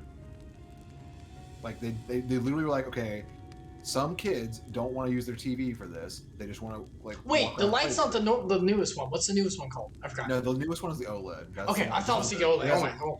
It has an arguably better. I don't. Like OLED is what most phone screens are made of, so like a lot of people are like, oh yeah, let's. Does it dock? Yeah, it docks. It's normal. It also Joy-Cons also remove off the sides for that one. Okay, the Light's fine. Okay, that's just a non-docking version. Fine. I thought the newer version was non-dock. I was like, don't get away from it. I want to dock. No, don't do this. Or do you want the OLED now? No. I'm saying like no. It would make a trend. Oh. I was worried about the trend. No, not portable only, please. Remember how the 3DS had the 2DS? Yeah. And it just didn't do the 3D feature at all? That's what the Light is like, okay, we recognize people don't want to use a TV version. They just want to port the console. That's fine. Again. So they made the Light as a cheaper alternative. It's like $100 less, but it also has $100 less of feature. Yeah, I got you. Okay. All right, we're safe. I was scared. All right, let's get back. The Switch 2 or whatever's coming out, it's going to be dockable still. They're not going to they like having that. They're the one that has it right now where they can be both. Well, they have to. You gotta be on the screen, man. Like, come on. I mean, so like, I hope whatever they put out next though is more powerful, so it can do true 1080p or 4K even because of the new. I would hope. PS5 and the Xbox Series X can do 4K for almost all their games. I would hope, man. Some of them dropped to 30 FPS, but most of them can maintain 60 honestly still. So like, why not? The problem with the Switch is that it doesn't even do 1080p out to your TV. It does 960, and it gets upscaled by your TV. So when you're playing hooked up, like when you play like say Breath of the Wild portable, it's playing at 720p on the screen on your Switch screen. No matter what console, which version of it, the OLED, the original, the light, doesn't matter. 720p. When you dock it, it upscales to 960. It actually gets worse. So you might see more glitches, more visual glitches. When Ouch. Breath of the Wild, and it's getting upscaled from that to 1080p to fit your screen properly, because most TVs don't render, like they don't have dynamic scanning. They just use the fixed like HD standards resolutions. So it has to upscale it to 1080p to fit your screen. And like my TV is a 4K TV, so it's upscaling to fit a 4K, which means it's just multiply everything out 4 times, roughly. That's fine, but that just makes certain things look like crap. Gives you jaggies. Well, I'm sure that Nintendo will prioritize graphics next time, as they always do. I mean, so like, the Wii was the only console that really didn't actually, when you think about it. The Wii was Wii U did prioritize. I'll give you that. Wii U was a bump. Wii U was a bump yeah. from the Wii's. It also supported actual HD out, Yes, whereas the Wii only had standard. The thing about the Wii is literally the same graphics engine, same chipset that was in the game. They just repackaged it into a smaller box. But they wanted this. Wanted what? This. Oh, yeah. Well, what they wanted was this, and they gave Well, this. Yeah. They did some this. They were so excited about motion controls being like the future of gaming, and everyone hates it. So. But here's the thing, though. Okay, it did work. It worked, though. It worked then. Oh, it worked. Well, you know what? It got geriatrics who never played a video game in their life to play it. It got adults who were like, video games are for kids. It made them be like, ooh, I can use this for exercise. Now I want to. So it definitely expanded. It worked. It just. Anyway, back to the adventure and the sadness of we're eating a meal in a post-apocalyptic, where Pokemon is dead. About this finally dead. Because we're talking about this a lot because we don't want to talk about the death thing we're at right now. Wow, we're using diversion tactics. Yeah. Hooray. I've learned about those in my studying for my test. Ah, yes, defensive mechanisms. Speaking of bad combat systems, let's get back into Final Fantasy 14, shall we? Shots, Burn. all of them. The Night Shade. I am the Ghost Pokemon master up in here. Planey, go get him. Stop talking about Pokemon. Okay, and this is voice, by the way. And you've added something special to the broth, if I'm not mistaken. Wait, is this poison? I feel dizzy. Poison. Aye, well, it's not often we have visitors from the Crystarium, so I may have thrown in a few extra bits and bobs. Bits and bobs. What are you gonna say? You gonna be greedy? Or you gonna be... I kind of want to say I don't want any more, but I think either one of these is gonna be funny, honestly, I think. No, the second one says I want more, and the first one says, like, you shouldn't have gone through the trouble of it. Yeah, I feel like either one of these, the response is going to be funny. So whichever one you want, doesn't matter. I'll take the opposite. I want another book. Give me more. More food. That's what I like to hear. Give me a moment to warm up the pot. What did yours say? For mine, she said, "Oh, it's nothing really, and we do so rarely have guests." Aww. Okay, it was sincere either way. That's so cute, though. She's nice. In a place like this, you learn to take what moments of happiness you can get. It's like playing a new Pokemon game when you can see a new type and it's so nice. You just I remember when I take first the came here with my happiness mother. before the She had glitches shown come. the early signs. Gosh, so playing on the boat. I don't want to talk about Pokemon. Playing on the cruise, I would meet a new Pokemon. I don't know anything about this Pokemon. I don't have internet, so I can't look it up. I'm like, You're doing the true Nuzlocke! No, yeah, I literally do. So I stopped. I caught a Vulpix. I got to like level 20, and I'm like, I gotta stop leveling this. You didn't remember! No, I think it's like 30 something when you level it. No, it's a stone. It's a stone. Yeah, no. I mean, like you get to like 35 or 36. That's when he learns his best fire move, and then you use the stone. Nah, you stone that shit immediately. You get those retroactive base stats, baby. Base stats from the lowest level. No, move pool. You can't screw the move pool. From the lowest. Ninetales so easy to get, please. Ninetales learns like 2 moves. They like. But you TM it. But you TM I it. guess I could TM it, but I don't want to. I tend to try and learn the moves. You naturally. take that disc and you smash it on the face. They brought back single-use disc in this game. And I'm No, mad. really? Like, I thought it not was all- multi. So there's the TMs are still multi-use, but then there's like a special version that are like you get them from the Dynamax like power Oh. system. But you can still them get in one flamethrower of though, right? Yeah, I think flamethrower might be one of them. No, I think flamethrower is one of the ones that's single use, but you can go buy more of them. But you have to pay. Oh, well, there you more. go. I'm See, like, problem solved. I don't Problem want to solved. do that, though. It blew up immediately. Yeah. Let's go. Smash that disc on. No. But, so here's the other thing though, Chris. I don't have a freaking Firestone. I don't know when I'm going to get one. I'm on the third That's town. right, because you don't know where to look it up. Yeah, I don't know where they are. That's I have no idea. That's how. Where is the department store at? Where's my Celadon City? You This is box all I know. it. All I know is Gen You 1. box it. That's and what I did. you find the stone, and then you evolve it at level 15, and you get those sweet, sweet base stats of 500 plus, and you rape the entire game. Yeah, that's where I'm at. Well, my starter's almost already fully evolved. So Well, yeah, that's it. you know, like you It's play the Pokemon, game. so whatever. You're Like fine. play the game well as like a an intelligent person would. You don't have to worry about that. See? crap. It doesn't matter. I can Play the game. Nuzlocke. See, and thus I can Nuzlocke Scarlet or Violet, Actually, and it will I talked be to- fine. I talked to Mr. Sediman about that, and he was like, "He's stupid." It'll I be told him- fine. He was like, you don't Nuzlocke a game you've never played. For Nuzlocke's a second run at best. Okay, Like, so here's it's what I was not gonna do. By really the way, fair. we're not gonna be on Pokemon much longer, I swear. But if I do Nuzlocke, I have the special rule. What I'm gonna do is starter and something called the chosen. I get to starter. I get to pick obviously because you picked the starter. Oh, and then And- your fave. And then there's one. I get to pick one. I get to choose to catch one, and I get to choose to catch one as I want, like as I normally do, right natures and all that. I can breed it, whatever. There's one, the chosen. Those two. Oh, I don't even do that. I don't even do natures when I do my normal run. The I first do. time. I don't care. Oh, I Like, do, baby. The base stats. If you're playing the game as a normal You're fine. casual, You're fine. It doesn't matter. You're That's fine. what I do. I just play the game through. But the what first if you time, had just enjoy it. perfect? I don't need to.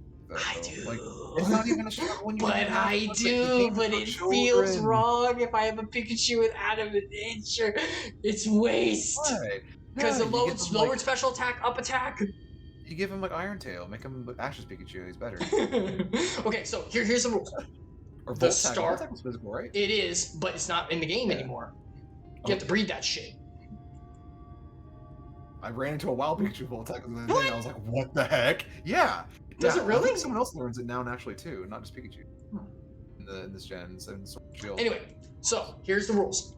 Starter and the Chosen are, and this is for the future. We're not going to do this for a while. Starter and the Chosen are able to not die. What they do is, what I'm going to do is, I'm going to have them, when they faint, they go into a special PC box called like Limbo. If I have to, in order to revive them, I have to go either beat like one of the raid boss, you know, like the raid thing, like the special crystalline Pokemon. I have to go beat one of them. Or I have to go do like a major leg of the journey, beat like a gym leader or something to revive them. I have to work to get them back. Interesting rule. And that means I have to use other units that all can die. Every other unit is you can die. There's no, they're So, normal Nuzlocke.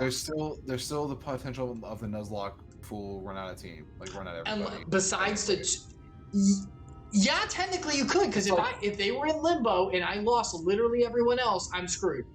Yeah, it's technically like having the Master speaking. Sword in Breath of the Wild. Every other Yeah. sword you can break. Every other sword breaks, That but one that you one you come can back. technically get back. Probably come back when you need it, maybe. Yeah. So that would be like it is. So basically, I'm safe not to black out, but I can still basically be screwed because I don't care how good I am. No, I can. The other Nuzlocke are normal. Like I just whatever I see first and all that stuff. That's all you catch. That's it. all I That's the catch. person- I So, don't and then even. you I can- don't. If you expend one, can you go catch that same Pokemon type again later or not? That was the part No, where- it's just one per area. If I run fully out, I'll see about allowing myself. But for the if that happens, I fail. I failed the Nuzlocke. I would probably still beat the game. I'd probably just go, but I'd be like, I put like a big sticker of failure on like the screen or Yeah, something. every- Just like that- rip failed. the sticker even mean to put on every stream. Sorry. Sorry. But yeah, no, like the cringe meter for I don't have a fail sticker. oh, I need the cringe meter. That's right. I'll have to keep that in mind. Yeah. So that's the idea. So one chosen and the starter, and those are the only two I get to like. And the starter I don't mean- even get to like If it has bad nature, too freaking bad. I can't re-roll that. But I do get to pick which one, so it's something. Please no bad nature. No, I'm not gonna allow myself. I'm not gonna restart the game. We're just going. We go. Yeah, we go, baby. You should definitely show yourself playing from the beginning on camera, I guess. I was thinking maybe you could just be like... It's live, man. I'm on here. People will see it. This ain't a freaking YouTube. I will be uploaded, but it's not gonna... Whoops! Whoa, jeez, what happened? Game-breaking glitch. My brain went to YouTube, and I was like, oh, you can do first take. No way, yeah, you play live. Never mind. Oh, jeez, what happened? Oh, man, it's just been down for so long. Restarting the game, getting back to where I was. Oh, gosh, jeez. Oh, man, this is so long. Don't tell them your secrets. I'm not doing it. I can't lie. Are you kidding me? You've seen me. Every time the stream goes down for 20 minutes, his internet's not down. He's just fixing the game screwed up. Oh my gosh. I wish it was that. I wish it was that. That'd be so funny. And one time I forget to turn like the thing off, so it's just like popping back in. It's like, what? Oh no, you can. All right, let's do the rest. Yeah, oh yeah, mother early signs. She's dying. That's right. Oh god. So your mom got the disease. Great, cool. Do you ever? I knew there was no way to save her, but I just couldn't face what needed to be done. That's the way of it for most people. Why they travel from arms to stay here. Beaten, broken souls come to wait out the inevitable, to receive the mercy of a painless death.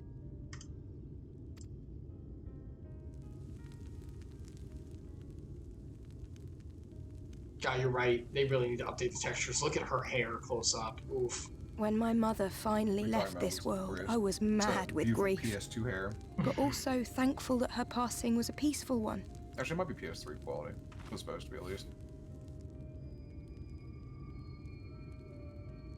Yeah, there's like more than 2 polygons in that hair. What are you complaining about? It's never easy, ending a life you've cared for. Even when you believe they go on to a better place. I had to see your reaction. That is true, though. What she said, that is true. There's a time to mourn, I often and that find is myself biblical. wishing the warrior of darkness would come and do that part for me. I mean, not even just mourning, ending the life. It's yep. harder.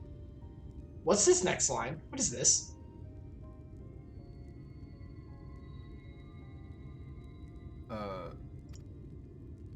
What? The warrior of darkness. Yeah, what is this? What is this? What? So is the You've warrior never of heard light, the like, tale? come around and killing the... I'm not sure where it began, but every child in Norvent could tell you a version of it. Oh, warrior of darkness? I mean, not warrior of light, sorry. Warrior of darkness, servant of death, take care of our souls at our dying breath. Oh, the warrior of darkness is their grim reaper.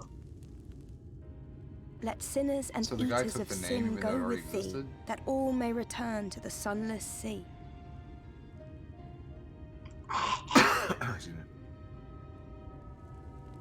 Well, that's the version I was taught anyway.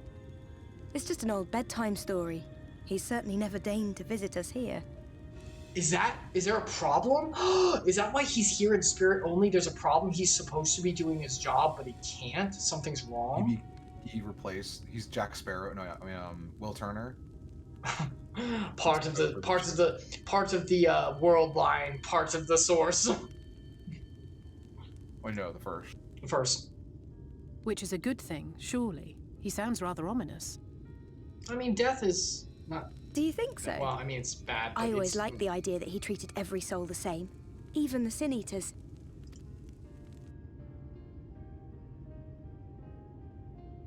Let's talk about death, shall we?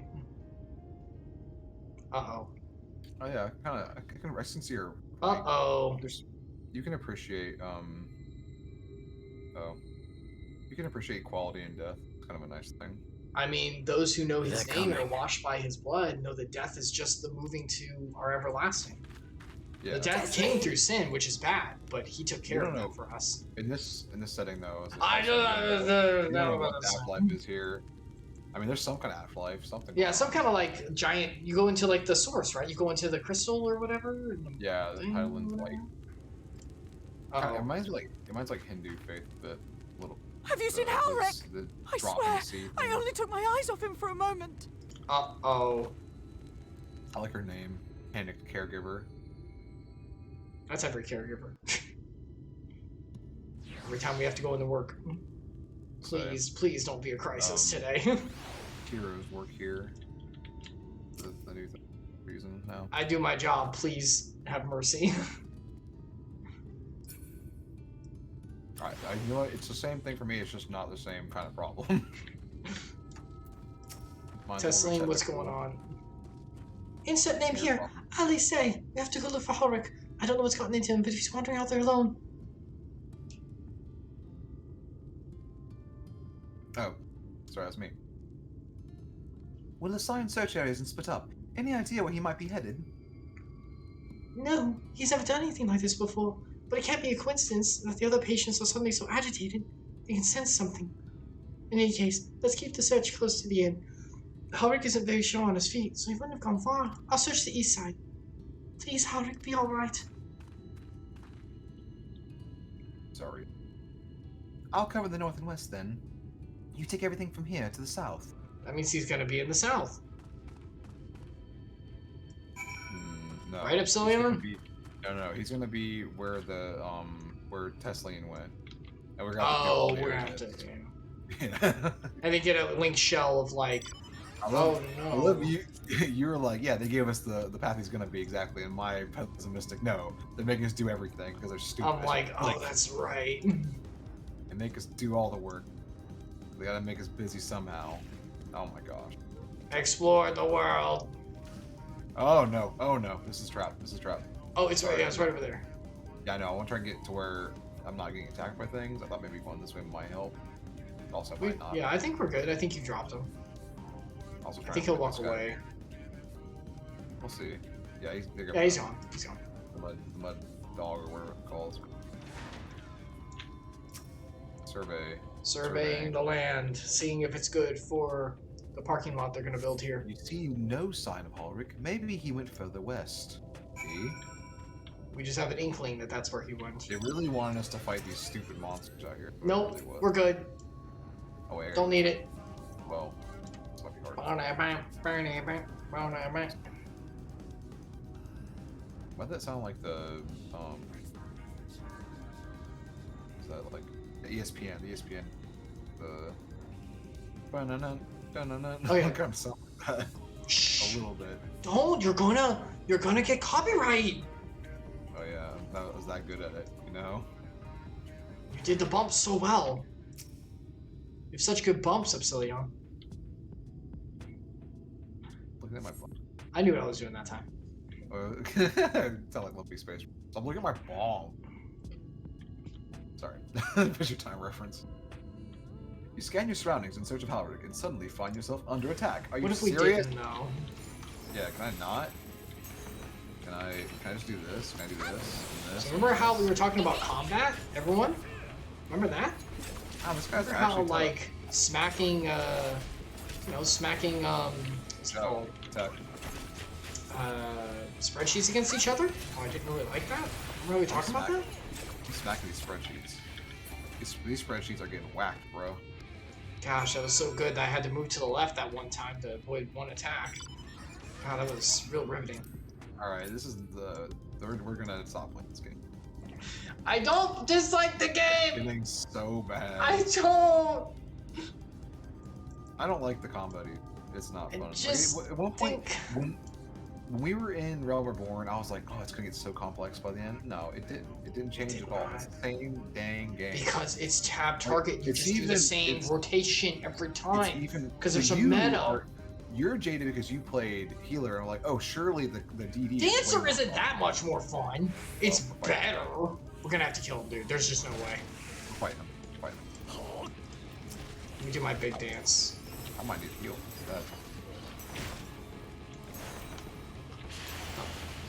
Sands. Oh, we still not done? Oh my gosh, the dance takes a huge time to finish on this one.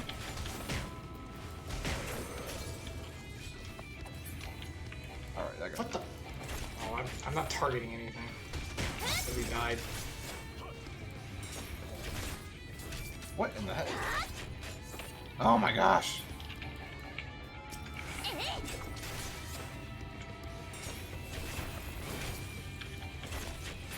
Right. Alright. I'm pretty. I need better font. Okay. You need to get better numbers on your spreadsheet there, Epsilion. Yeah, I gotta put my numbers. These are rookie numbers. We will play Vindictus one day and show you all what it means to have live action combat. Any sign of him? Ooh, voice acting.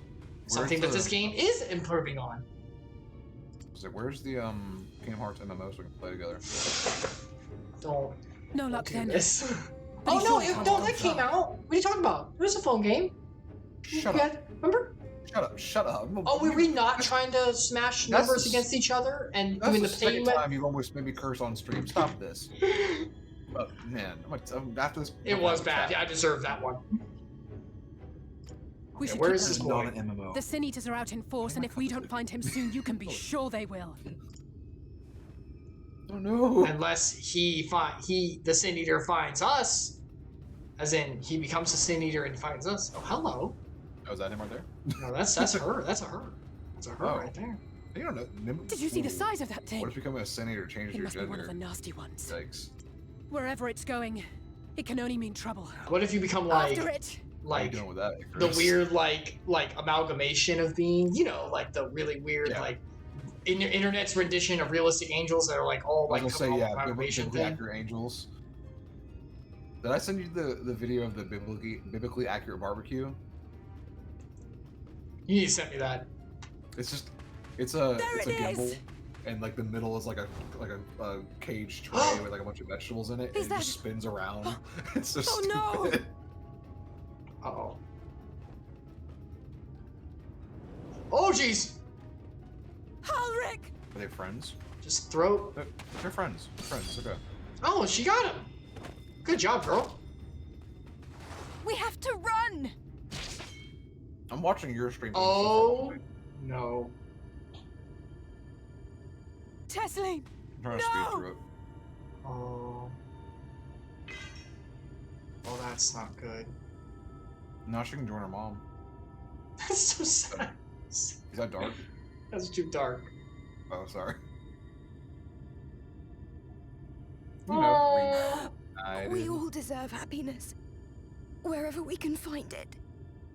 I mean, because we just met her like 10 minutes ago. I don't care about this character. I'm so I don't know. thrilled. Left to you is I precious. mean, she had a voice actor, I guess, or something. No one I should didn't feel it for her, though. in pain.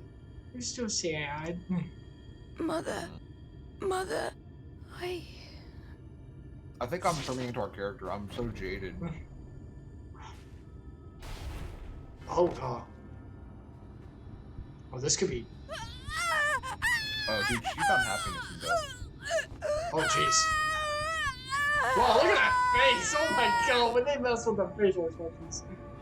Oh, that's some Hildebrand crap right there. Like, Oh horror. no. Do you like the light erupting from her? Is that like?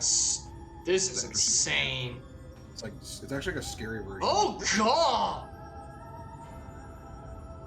Oh my god! Holy crap! They made her cry milk. This is. Don't look that up on the internet, kids. Sorry. And then she became a beautiful butterfly. I won't lie, this is actually really cool. This is like really interesting.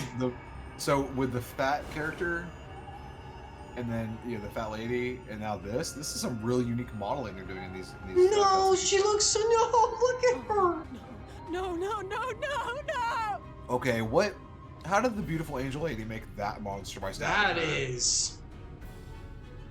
Okay, I'm in. This is actually really good. Man, I wish this game had good combat.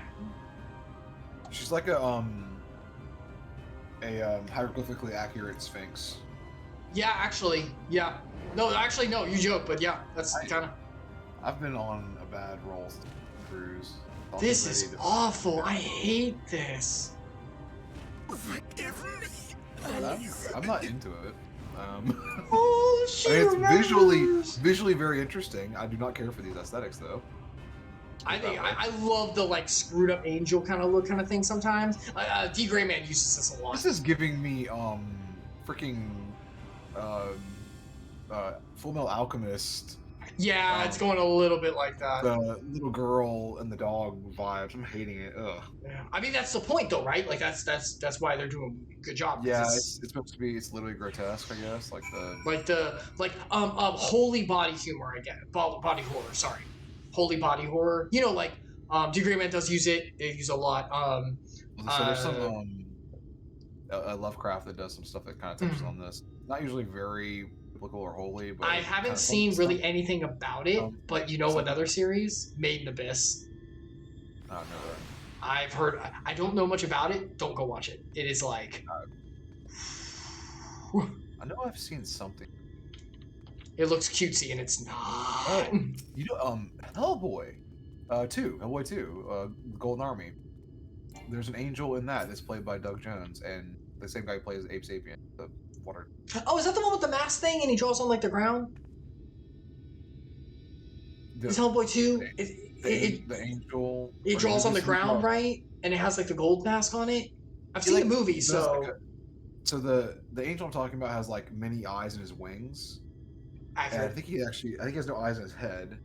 Like they're like in like the segments of like the bones of the wing, and then he does reach his hand down to the ground and like draw on the sand. I think I've seen him. Yeah. I think I saw. Yeah, because I saw the movie.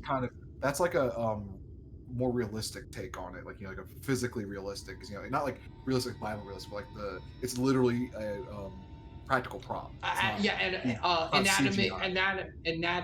Anatomical, like able to be done. Yeah, I guess that's what I was more getting at is it's literally practical effect. So like physically that thing was existing in real life. Yes. But not actually that thing. I mean, physically what you saw, the representation was there because it's just Doug Jones in a costume. The guy who does all of the weird costumes for Guillermo del Toro's movies and stuff. All right, let's go see the after effect of this because that was really cool. I won't lie, that was. So Howard's still just standing here. He's all good. Fine.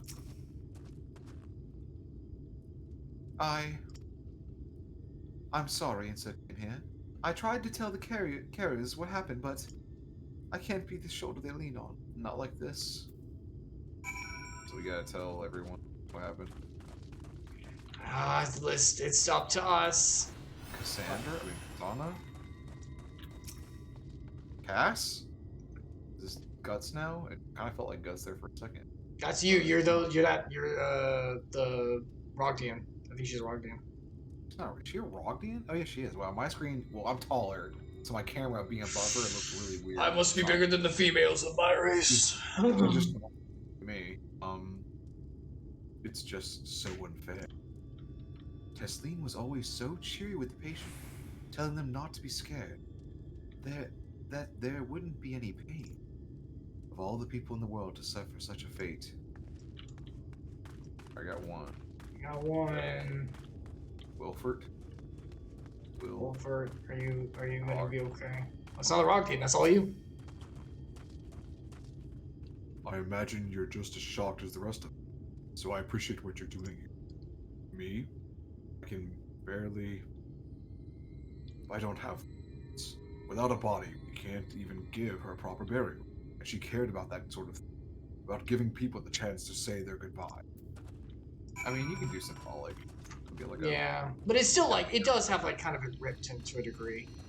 Yeah, it doesn't feel the same. I don't know. It's not the same! I view that differently even in real life. Like, I think graves are stupid. But... practically using up too much area. No, not like practicality, just more of like actually like once the body is there, it's just the body. It doesn't matter no more. Sure. The person who's there is gone. They're in heaven. But I guess here where like bodies can be lost because they transform, I can understand like preserving a humanoid type remembrance.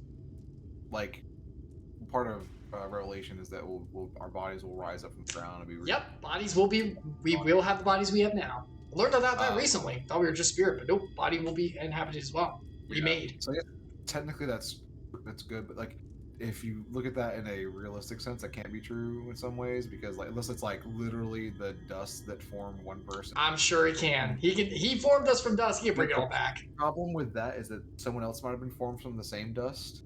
technically. I guess, Yeah.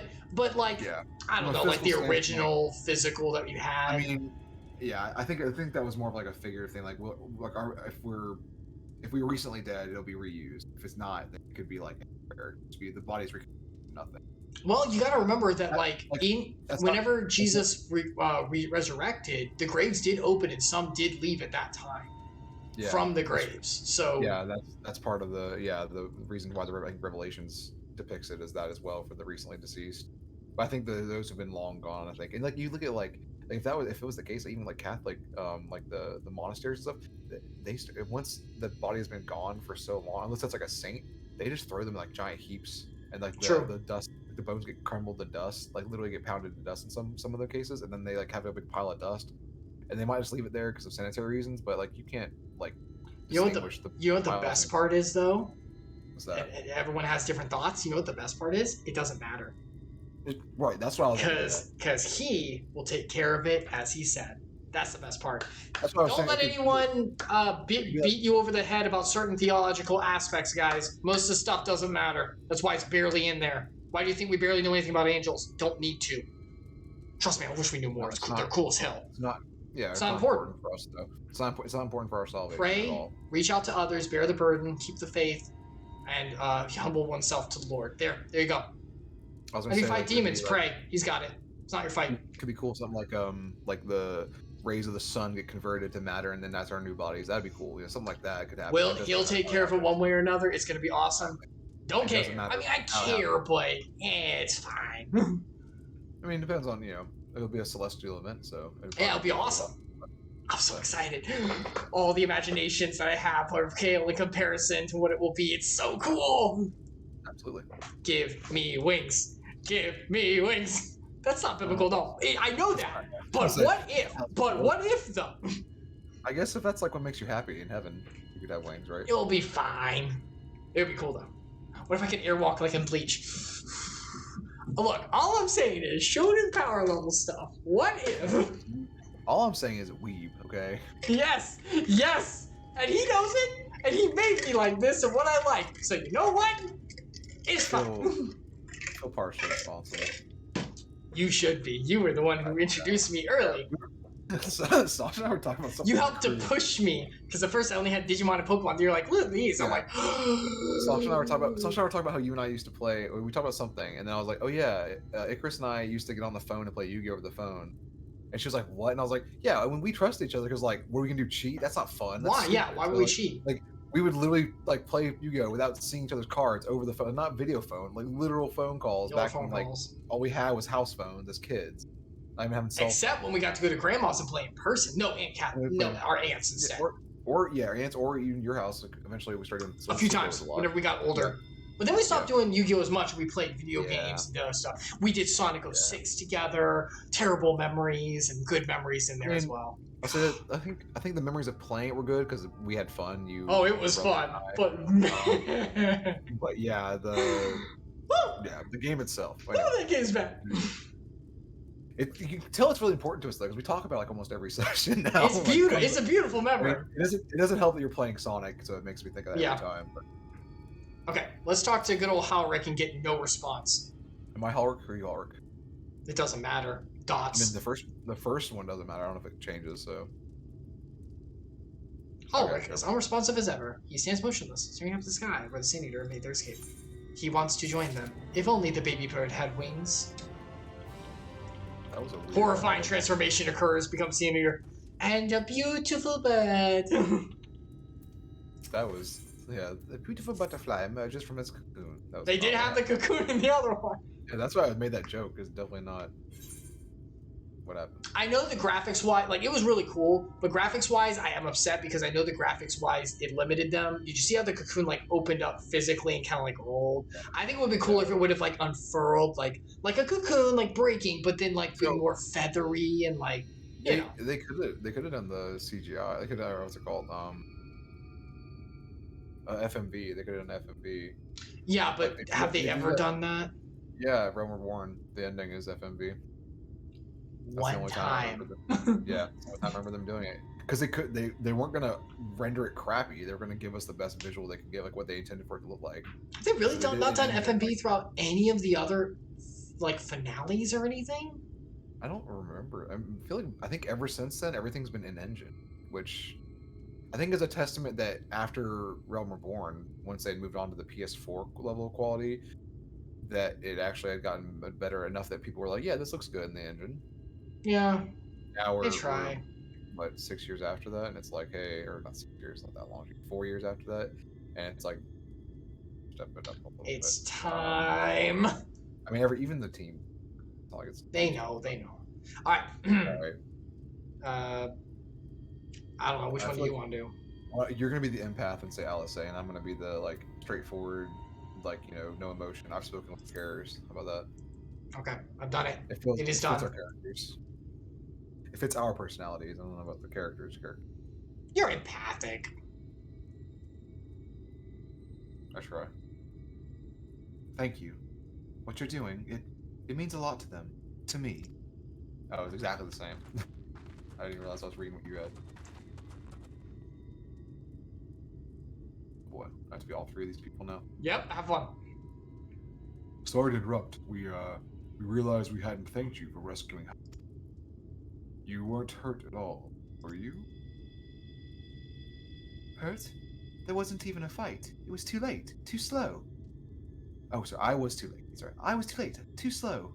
And I thought I could protect you. You can't blame yourself for things beyond your control. You brought Halric back safe and sound.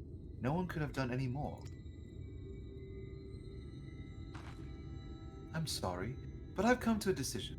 I won't be continuing in my role here. I hope you will forgive me for leaving, and that you will delay Halric's last meal as long as you possibly can. Not until it's too late. Just give him what time you can. What do we need? We always do. This is Tim Burton looking Bogdian. He does have the hair. Of course. Should we have done the same? She would have done the same. Sorry. She would have done the same. Farewell, Halric. Keep Teslene's words close to your heart. Okay, well that's Alaska. The character just emits white noise. Wait, you're leaving this very moment? I understand how you must feel, but surely this is a bit hasty. Do you even have anywhere to go? Yeah, back to the source. Yeah, back to the... I have a destination in mind, yes. And... this damned light, building without cease. It's the reason we can't save those corrupted by the Eaters. But what if we corrected the balance? Even if it were only little by little. Even if it took years. It would surely make things better. Now, hold on. Everyone knows there's too much light, but how could you ever hope to get rid of it? You'd have to change the whole world.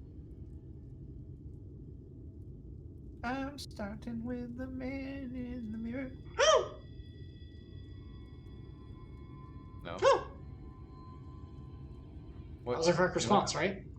What would you... Oh, you did the he. The Okay, yeah. That's right. Oh, we got a war back home. Do you remember that? Change the world by changing yourself first, by the way, if you didn't know that. Oh, okay. Yeah, that's why I said. I only know the version of JonTron whenever he's playing Clock Tower. I'm being strangled by the man in the mirror. Oh, okay. Well, that fell like nowhere where I wanted to, but okay. That wasn't my intent. No, I got you. You did the good one. You had the deep message. Good importance. Yeah. I'm over here quoting freaking guy who doesn't put up YouTube videos every 6 months. Not even that frequent. I don't know. Sometimes he does weird bursts, but anyway. He does. We should return to the Crystarium. I may not be able to repel the Eaters on my own, but I can still use the skills I have gained here to hurt them. Hurt them bad. Right. Hurt them. The white noise emitter is just going crazy in the corner there of the screen.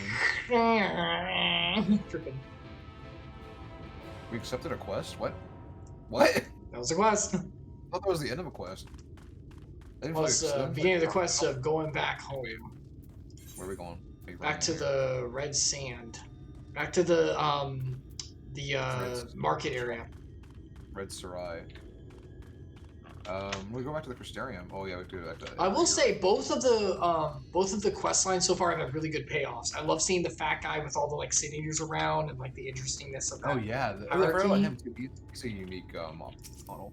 And this one had the unique one of seeing someone become a Sin Eater and like the transformation and like the effects and stuff. So there's actual like visual improvements. Maybe that's. I think Valimir mentioned there's some new stuff that we would appreciate. We kept complaining about how bad the graphics were.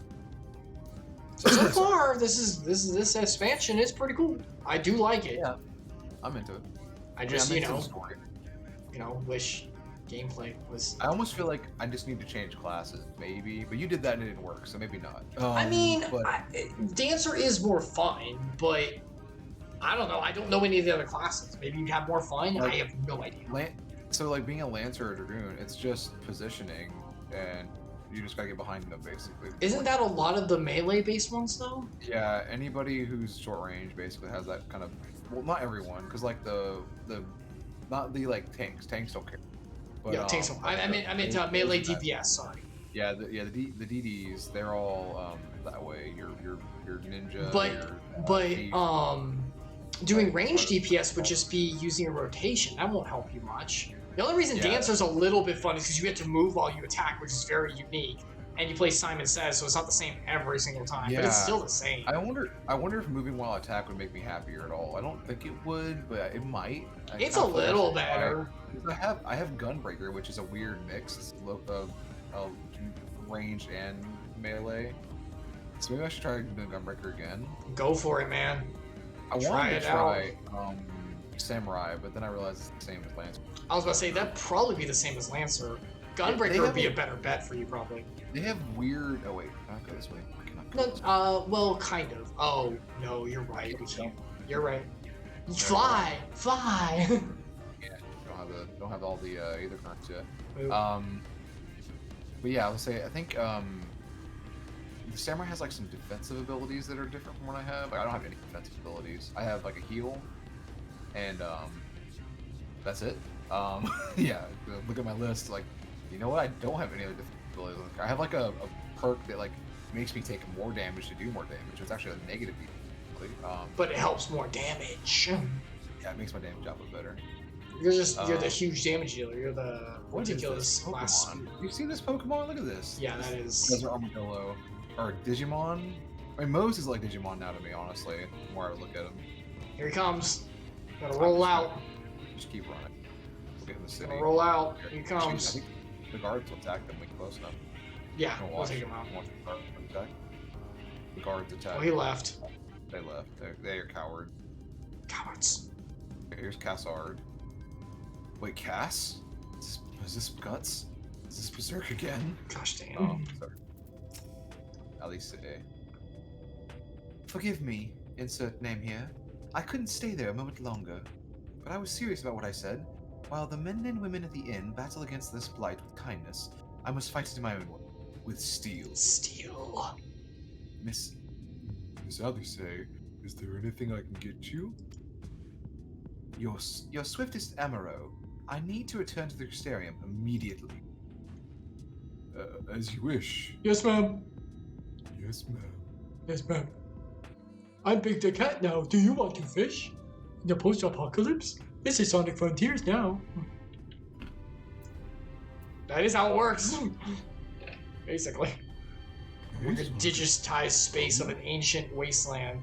Would you like to fish? Oh my gosh. We got to... We're in Shippuden, we got to where... Spoilers for Shippuden. Spoilers for Shippuden. Naruto Shippuden. My finger's up. Spoilers. We got to where... Yeah, we got to where... I'm good, I got it. We got it. We got to where Naruto beats Pain. Oh, dude, you got to the good part. Yeah. The first actual good fight of Shippuden.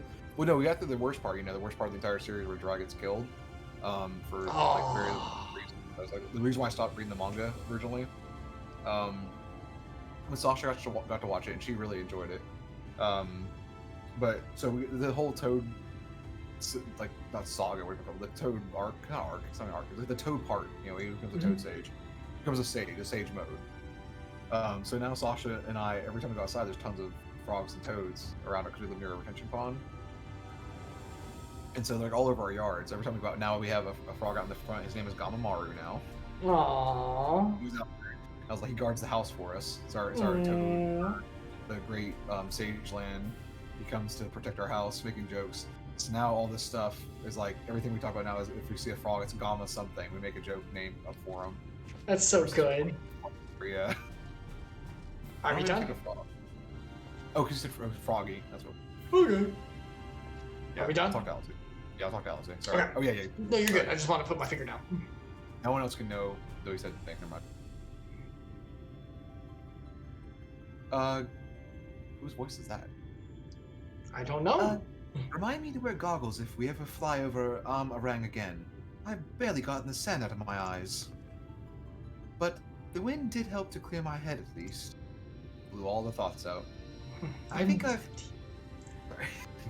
you got a joke, go ahead. I was saying I'm empty. Keep going.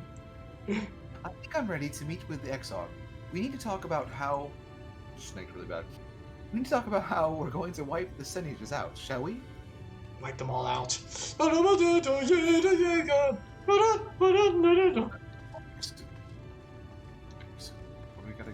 gotta go. So you want The dorsal gate. The dorsal gate. The dorsal fin. Dorsal fin gates. Oh my gosh, the double click. Yep. Jeez. You love it. That's your favorite. I still haven't got used to that. How long is it? Like 3 months we've had that patch. I still can't get used to it. I mean, with how often we play. No, it's the other way. Yeah. Sprint 2. Oh yeah, we gotta talk to this. Wait. Yeah. Gotta talk to this guy. Well, This girl stole my hair. Look at this. She stole my style. Look at this. She didn't even have pink. Look at this. Look at this. Steal my style. Alright, now we're gonna find out that the Crystal Exarch is actually a younger version of Louis Swa. That was yours, that's right. No, that wasn't what I originally said. I thought it was Alphino, but I'm just changing it now just because I was wrong. That's your second I mean, one. That's your beta. Technically, he still could be like Alphino or something like weird. He's the equivalent of Alphino in this world. Yeah, we were saying the like equivalent thing. Yeah, I think he's the equivalent of Archetypes. the leader of the Scions, basically in this world. I think that's what he actually. So he's been Philia. Yeah, I guess when he actually. No, that's good. He is part crystal. And she's gone. She's full crystal now. Yeah, she's merged with Highland. Do you think that a full crystal girl could like love the same? Wait. Like, if you were holding each other for cuddles, would it be like hard, like really like sharp? I am not. You know what? If she was a really good cut, it could be like really smooth. I was gonna say that what's weird though, when you really think about it, is that the light. What I said? Highland, no, I'm not talking about that. You said what was weird, so I was like. Yeah, that's true. But no, when you think about Hydaelyn is aligned to the light, and the light is one here, and the Crystal Exarch is the last thing holding out the light. So wouldn't he have to be associated to like the opposite? Probably. But is the opposite the Ascians? No, they want to break. No. So I don't think they want to. The Ascians want to break the balance, right? They're not darkness. They're like chaos. They're the breaking of both. Yeah, that's what I was saying. They've shifted. They're not evil. They're chaotic. They're like they've shifted what they're aligned to. They're chaos. They're shifting with the audience perception of them. And Epsilion, I only know one thing. Oh. I'm here.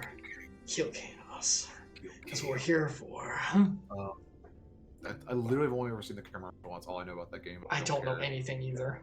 I just love. I saw the trailers and like the big like crystal smashing abilities. I love that they made the official trailer have him say that like 5 times. It's so good, so good. It's so perfectly done. So great. I'll never play it because they did that. Thank you for saving my dollars. Swears off. Actually, keep doing that, Crystal. Keep making games I will never touch because they're terrible and they have no story. And let me know in the trailers because I will definitely not pay you anymore. Make good games, Squaresoft, please. Start making good games. Final Fantasy VII Reunion, Crisis Core thing. I haven't even played the first. I didn't either. I've only played the remake of 7, so now I want to do. That's just nostalgia. I don't know. I never played 7, and I really enjoyed it. I don't know. Yeah, I never played 7, guys. Bite me. I want to. I didn't know the PS system. I have a... Oh, I'm not doing it now. You want to talk about boring take-turn fights and terrible graphics? Please, no. I'm like looking through my ceiling of my office to see into the floor of my room above me. See what I have in that box. Oh my god. X-ray vision, kick in. I have a couple PS2s here and a PS1, and I definitely have the original version of... Dude, if I was going to do it, I would play it on PC with mods out the wazoo to make it look and play as best I can. Well, so okay, the PlayStation version plays very smooth. No, what I mean is, it looks so old. The version on Steam is actually the same one that's on the phones. It's jank. It doesn't work. Like, there's actually a spot where you can get soft blocked in it. I remember reading about that and be like, "That's dumb. How'd they publish that?" Jeez. Because it's a remake. But yeah, if you do something slightly wrong, I'm just playing the remake of it. See, I get the story, but it's changing it and playing on the fact that you know the original story. It's fine. Not quite the same. And the story's slightly different. Yeah, that's like I kind of like that because it's like, okay, I'm replaying this game and the engine's different. So I have that to kind of be, oh, it's a new, like, there's a reason that justifies getting it. You know what I mean? It justifies making it. And that alone would have been enough for me, but I never played the original, so I can't. Yeah, I mean, so when they make remakes and it's like, oh, it works on this new hardware, it's like, okay, that's cool. You made it so it works. And then probably cost. I'm sorry, it didn't cost them that much. Probably, honestly, they probably didn't even make it themselves. They probably outsourced most games. Outsourced it. Maybe they're outsourced to other smaller devs. Like Way Forward, they make a lot of remakes for games. And so does Iron Galaxy, guys who make Dive Kick and but anyway, those kind of companies, they're smaller dev studios, like they're like maybe 50 people tops. And they make a lot of remakes or ports, call them. It's like an artist starting on YouTube and doing covers for stuff with a few original songs. Yeah, or then hopefully you break out. It makes me think of like art where there's like people who be like, yeah, I'll draw you this license thing as long as you don't sell it. And you pay me to as a commission to make this license artwork. But I also have my own work, which I'm trying to break through with. Yeah, exactly. Yeah, that's how you do it. That's exactly what it's like. That's how you do it. It's like Way Forward has Switch 4 Super whatever, and it has Shantae and all that stuff. It's their own original IPs, and they make them and try to make big games. They're pretty good. Okay, they're fine. I like Shantae. Same thing with Iron Galaxy. They got Dive Kick. It was a joke of a fighting game, but it's actually pretty fun. Yeah, I remember it. It was fun to play. They made another game that's actually a real legit. Like, it's not like so Dive Kick is literally a parody game making fun of the fighting game. Like literally some of the characters are actual like people who play fighting. But in like Jeff Lang, yeah, the guy who worked at is Maximilian Dude on there? No, what's his name? The guy with the gloves. Probably an old guy who used to play it. I don't know him. It's like a long-haired guy who played Street Fighter tournaments in Evo when it first started. Yeah. They don't have MKLeo from Smash Bros. Oh wait, that's not a real fighting game. That's not a fighting game. Fight me. I'm good at it and I like it. And I'm saying it. Fight me. I don't care what it's called. It's a fun game. It's great. I love it. It's not a real fighting game. It doesn't need to be labeled as a fighting game. It doesn't matter. It's a good game. Okay, let's do Alice. Sorry. You're good. Thank you for seeking me out, insert name here. It meant a lot to have you there at my side. And looking at Alfie now, I'd say he's as eager to begin this discussion as I am. I say we lay our experiences before the Exarch and step back to see what kind of picture they make. Then we can decide where to go from here. Complete the mission. Now we talk to the Exarch. Let's do it. The Lightwardens. You're the Exarch. Light! Wardens of Light! That's like a Jack Black song. So you return? Yeah, it does. It didn't. It helped that I. Have you gained a better understanding of the crisis now faced by the First?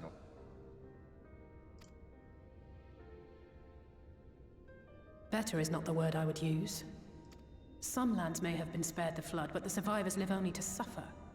There seems no end to the horrors inflicted by the Sin Eaters. I do like the weird, odd, ethereal, angelic version of zombies we got on here. Pretty good post-apocalyptic world here. Yeah, That is what it is. That is absolutely what it is. Good variation of that trope. Like it's like it feels new. It does. So it's good. And for this journey, this game as well, it's very different from everything we've done so far. Yeah. The Epsilions are the only things that kind of touch on something like that.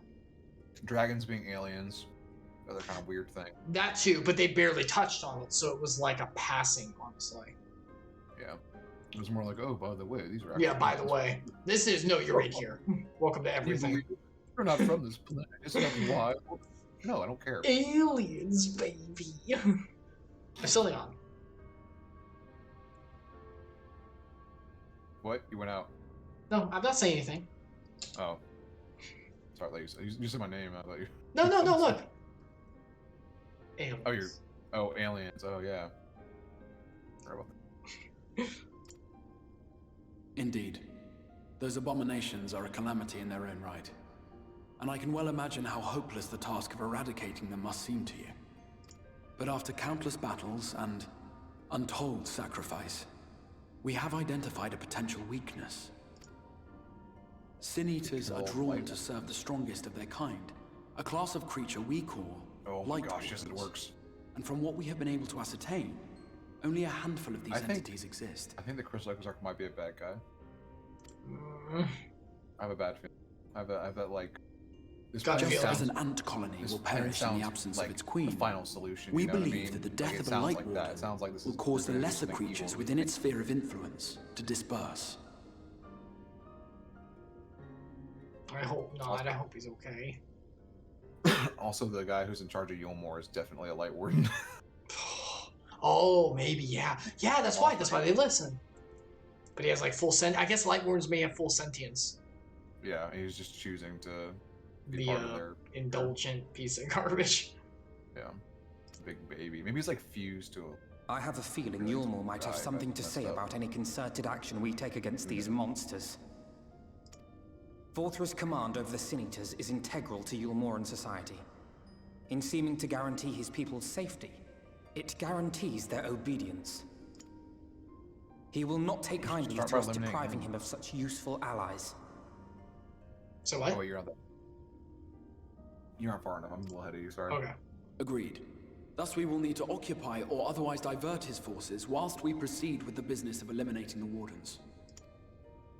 Until we have done so, all other considerations must be set aside if we are to forestall the 8th Umbral Calamity. Do I follow? I'm not sure I follow. I play all of Kingdom Hearts and do a comprehensive chronicle for it, which will be back on December 23rd. By the way, we're going to be going back in the stream job. We'll be doing the whole chronicle of probably like 2.5 hours of everything so far.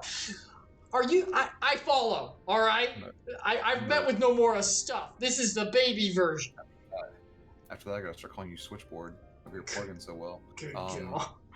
I'm no Krendor. I can't. I'm not one of the greats. I was gonna say. So my point I was gonna say when he hadn't caught up yet was the real solution is just get rid of Arthur.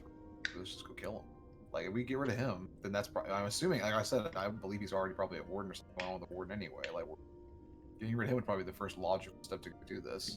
If he's a warden, if he's not, though, the Singers would just collapse on all the people there. I'm okay with that. Like, the world's ending anyway. Oh my god. At this point, That one fat lady was kind of nice-ish. Yeah, I guess I don't want to hurt people, innocent people.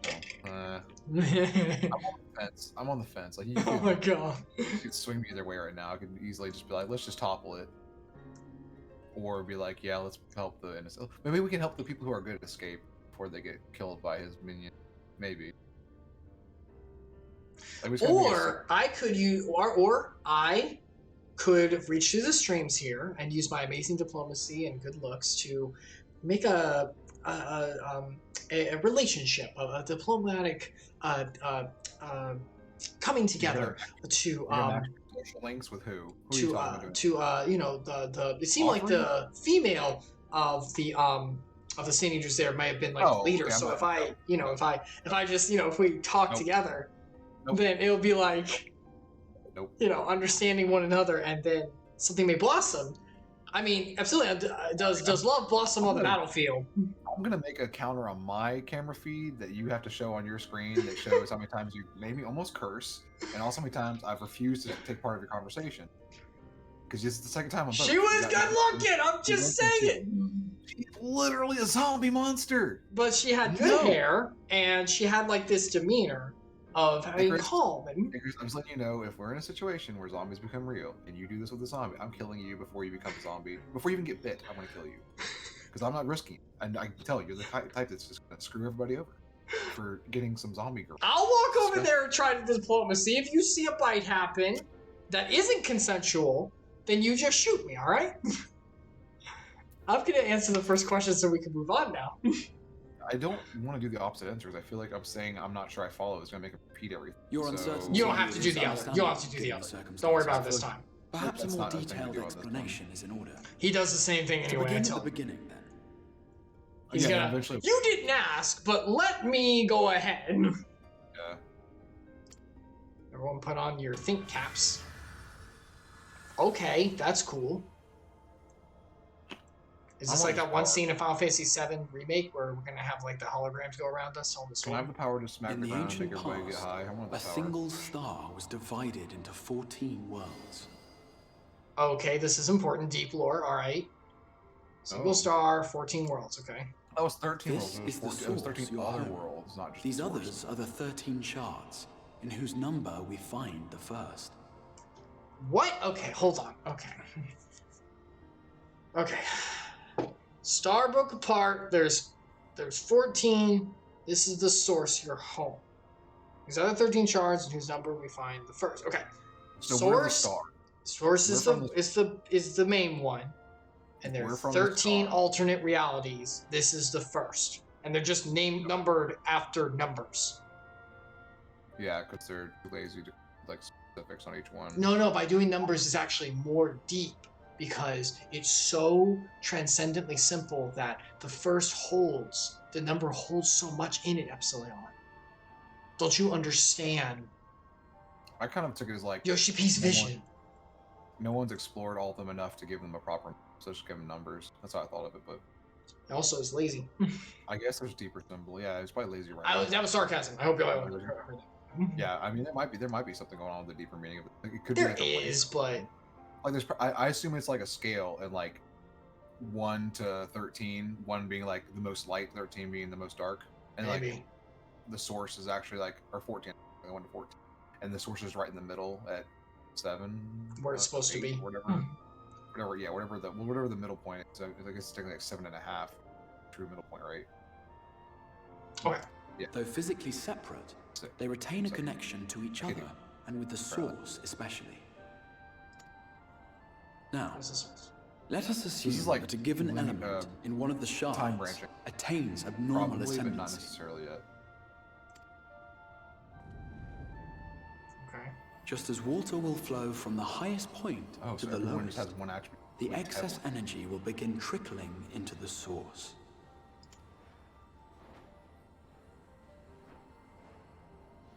And such an influx of ether will of course exert a palpable influence. If the element in question were fire, then drought and wildfires might ensue. If it were ice, one might expect the weather to turn bitterly cold. Okay, I got it. In fact, As ether continues to pour in, such phenomena will become more and more extreme, until eventually, a single, untimely event triggers a disaster which cracks the barrier dividing the two worlds.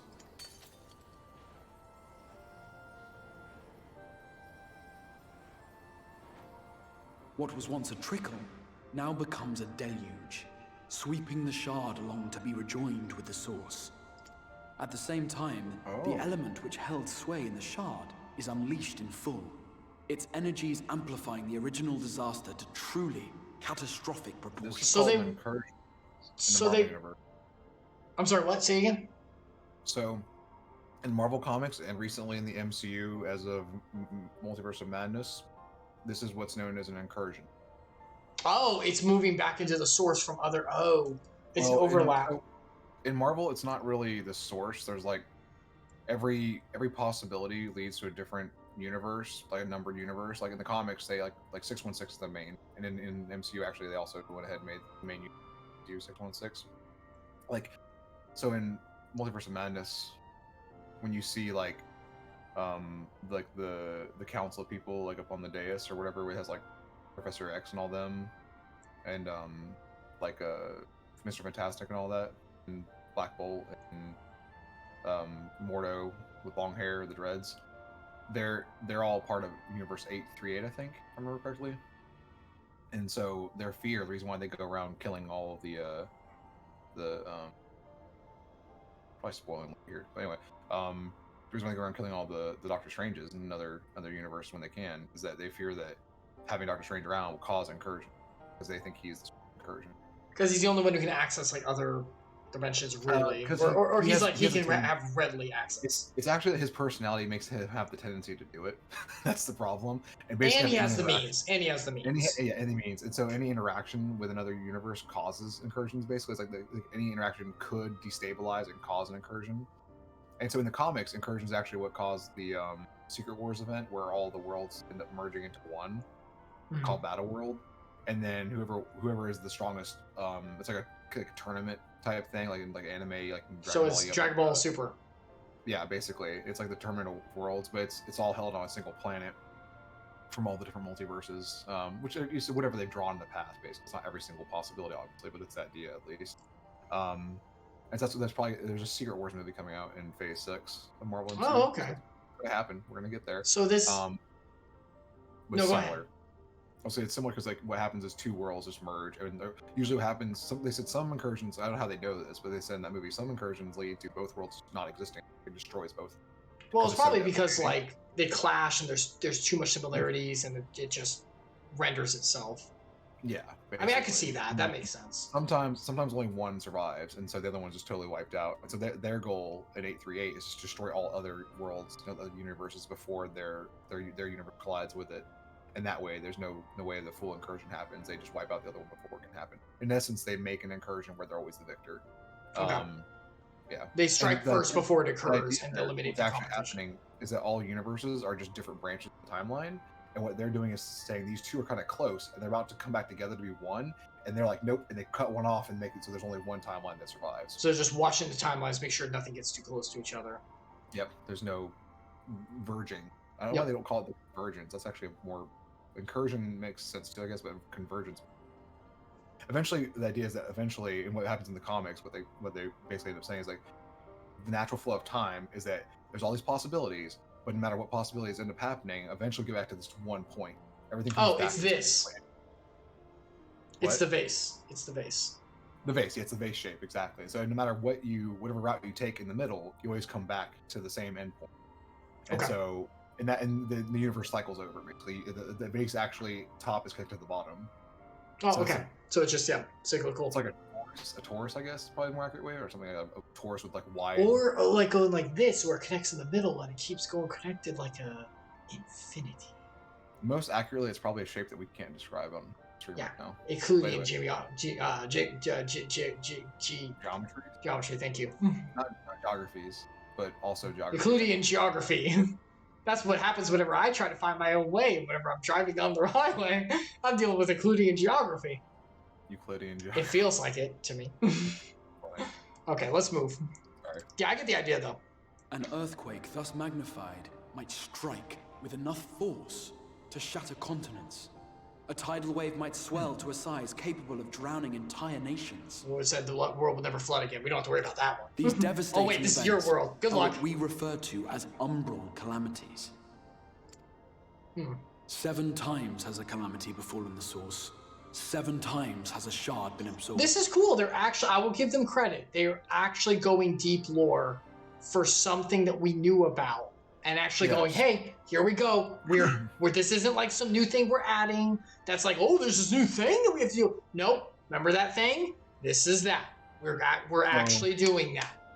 Well, now we know. Okay, so whenever there's an umbral calamity in our world, it means that another world had some catastrophic event that basically destroyed it and merged back with our world. So that means that we're on the 7th, about to have the 8th. So the first is about to become the first world which we're in is about to become the 8th calamity in our world. Yep. That means there's 7 other worlds that don't exist anymore. That's something else he's not highlighting. That's true. Yes. And that the means there's last only one- how many are left? The last one was from a dragon becoming a primal, like a dragon primal existing and like unleashing a nuke on our world. So I'm guessing the 7th world was like dragon dominant. But it happened to be an element. What element was it?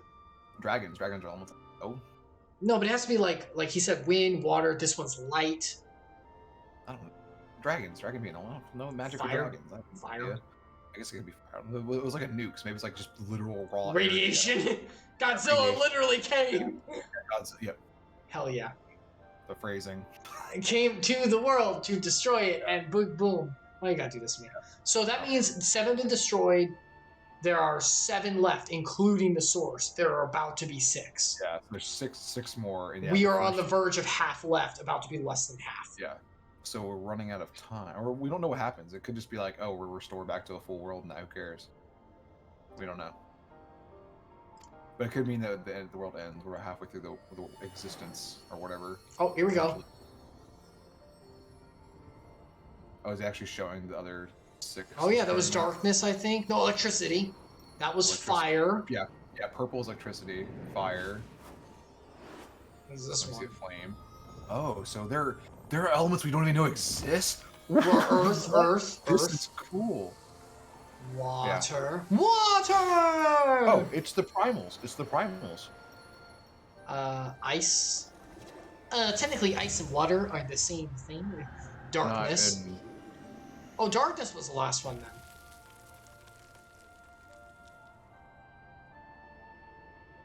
Yeah, so what elements are left? Light and then At present, poison? the light-drowned realm of the first stands perilously Oh, close this to isn't meeting the Pokemon. I don't know what conditions this other thing's for gonna be. rejoining.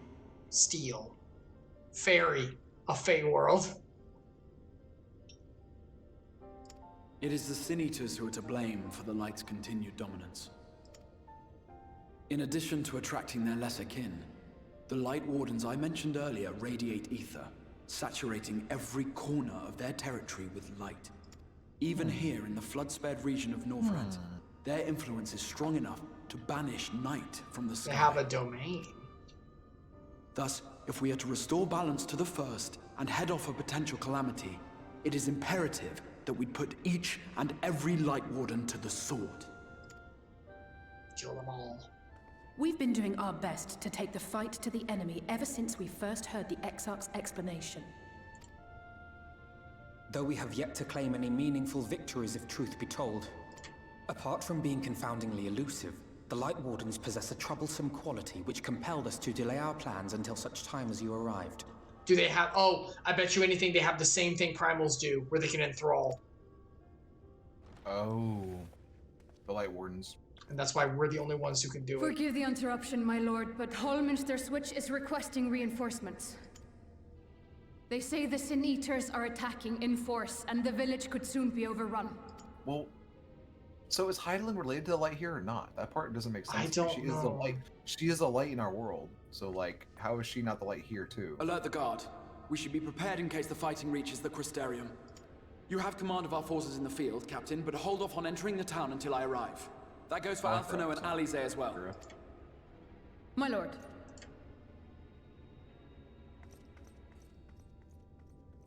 Pray, lend us your strength. Such a fight will provide you with far greater insight than any explanation I could offer.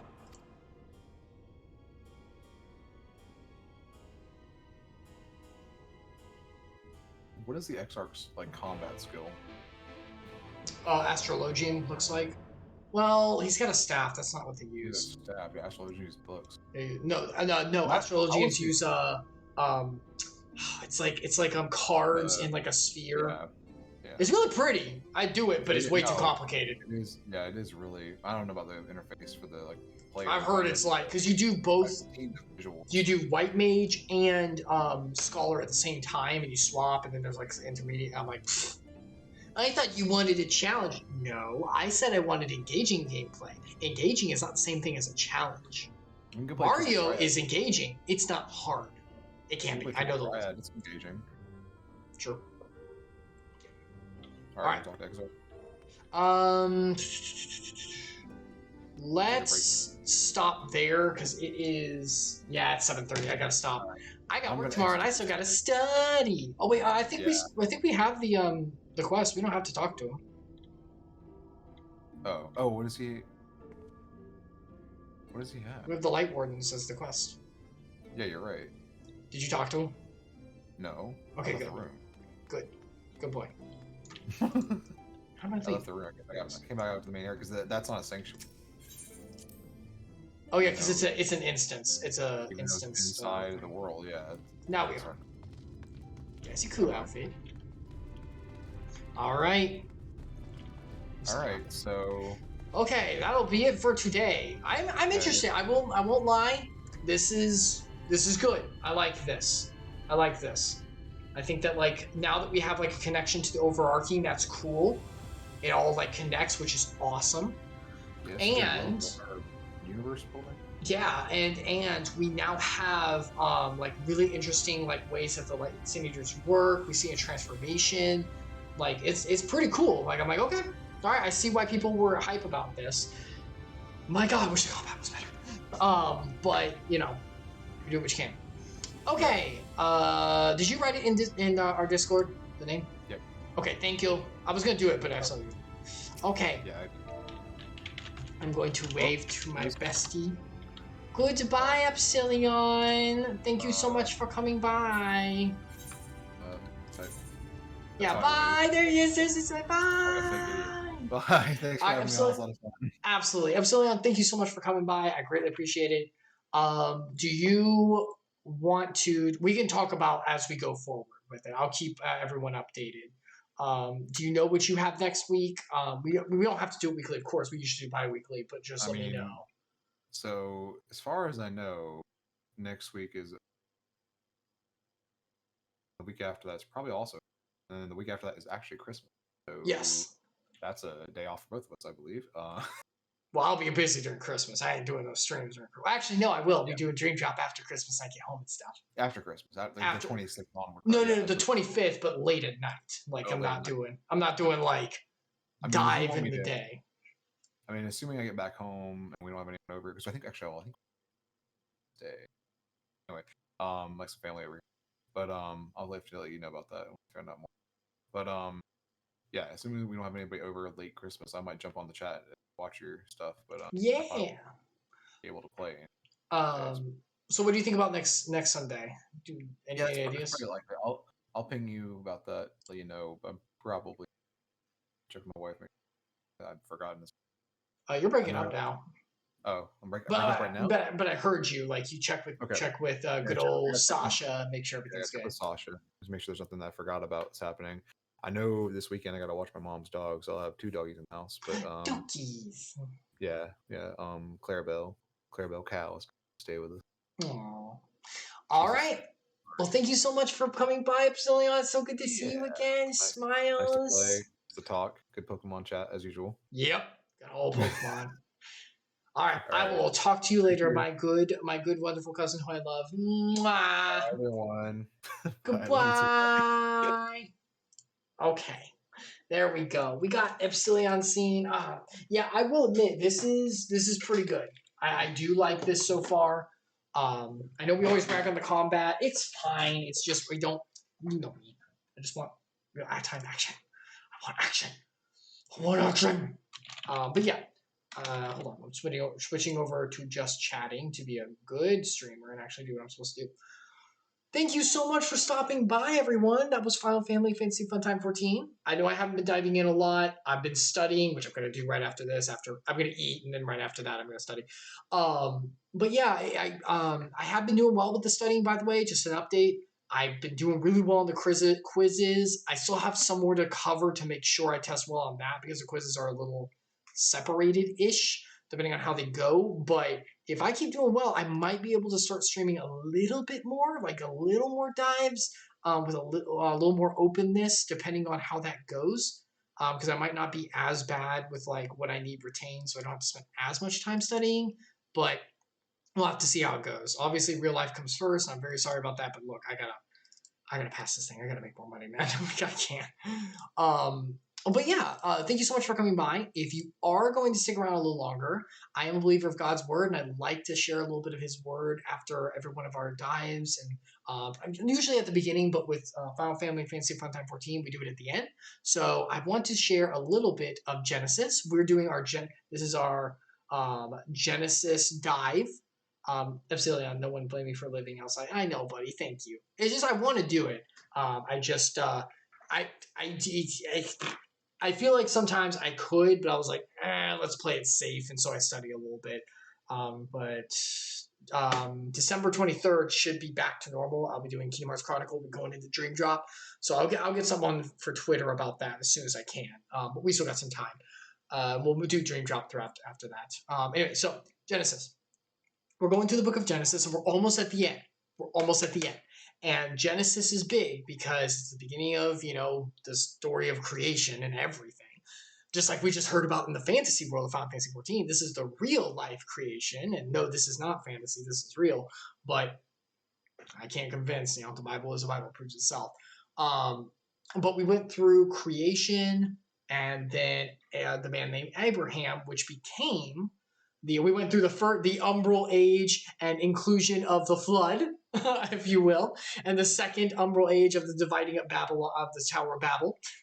A lot of resets because we suck. Turns out humans are pretty selfish. But then we went to Abraham, and Abraham was a man that didn't have anything special but did worship the Lord.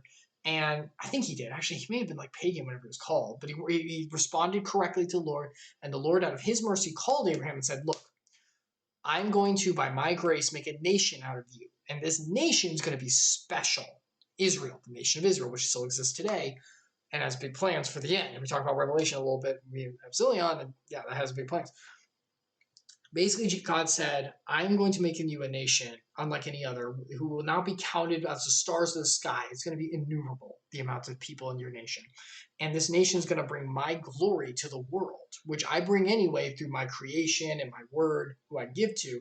But this will be a nation I'm designating in order to be my spokesperson on the world, to show my mercy and glory, to give to other people. Because Israel's job was to show the Lord's love and give the commandments and everything he set forward about what is right and what is righteous and who he is, so that they would come into the nation of Israel and grow. And they don't have to be like Jewish or anything. They come into the belief of the Lord and be circumcised and be brought in. We are going to learn that Israel did not be that light they were supposed to do, but we'll get there. But for now, we went through Abraham agreeing, being an absolute Lord. He left his home and went to a place, the land of Canaan, which God said, I will give this to you and your people, which will be done in the end times, by the way. They will get the land of Canaan back, and it'll be all remade and all that stuff. And I will give this to your people. And so he had Isaac. He had a son named Isaac, and Isaac had Jacob. And Jacob got renamed to Israel, the name of the nation that would be. And he said, all right, God reaffirmed the promise. From Israel came 12 brothers. There are 12 sons, they are brothers to each other, from Israel. Oldest, youngest, good old little Benjamin, little Benji being the youngest. Israel, Jacob, which those are the same name. You have to know that. I'm sorry, they use both names in the Bible like they both are said. Israel is Jacob. Jacob is Israel. Jacob loved two of his sons the most. Little Benji, tiny Benji, youngest Benji, as usual in the family, the youngest. And one of the middling boys named Joseph, because both of them were born from Rebecca, the woman that he actually loved. She died. So the brothers did not like Joseph. So they ended up throwing Joseph into slavery, into a pit, sold him off to slavery, and thinking him to be dead. But the Lord worked through Joseph, through the endurance that we've been talking about, through all the other streams and dives about enduring the Lord, going through trials and tribulation with a positive mindset, the right way. And he worked through that, and eventually, by the Lord's blessing, became second in command over all of Egypt, which was the big superpower, the big civilization superpower of that age. So he also interpreted Pharaoh's dream. Pharaoh's dream said that there would be 7 years of plenty, incredible plenty of harvest, and then 7 years of terrible drought. We're talking the land being shrivel up like a prune. So with the interpretation by Joseph, by the Lord's work, who Joseph attributed to the Lord, they were prepared and they gathered everything. The nation of Egypt and the people of like the government gathered everything up through all like their own like harvest and everything to be able to like hold it and stipend it later for whenever the famine would hit. Famine hit, the rest of the ancient world all didn't have food. They ran out because they didn't know it was coming.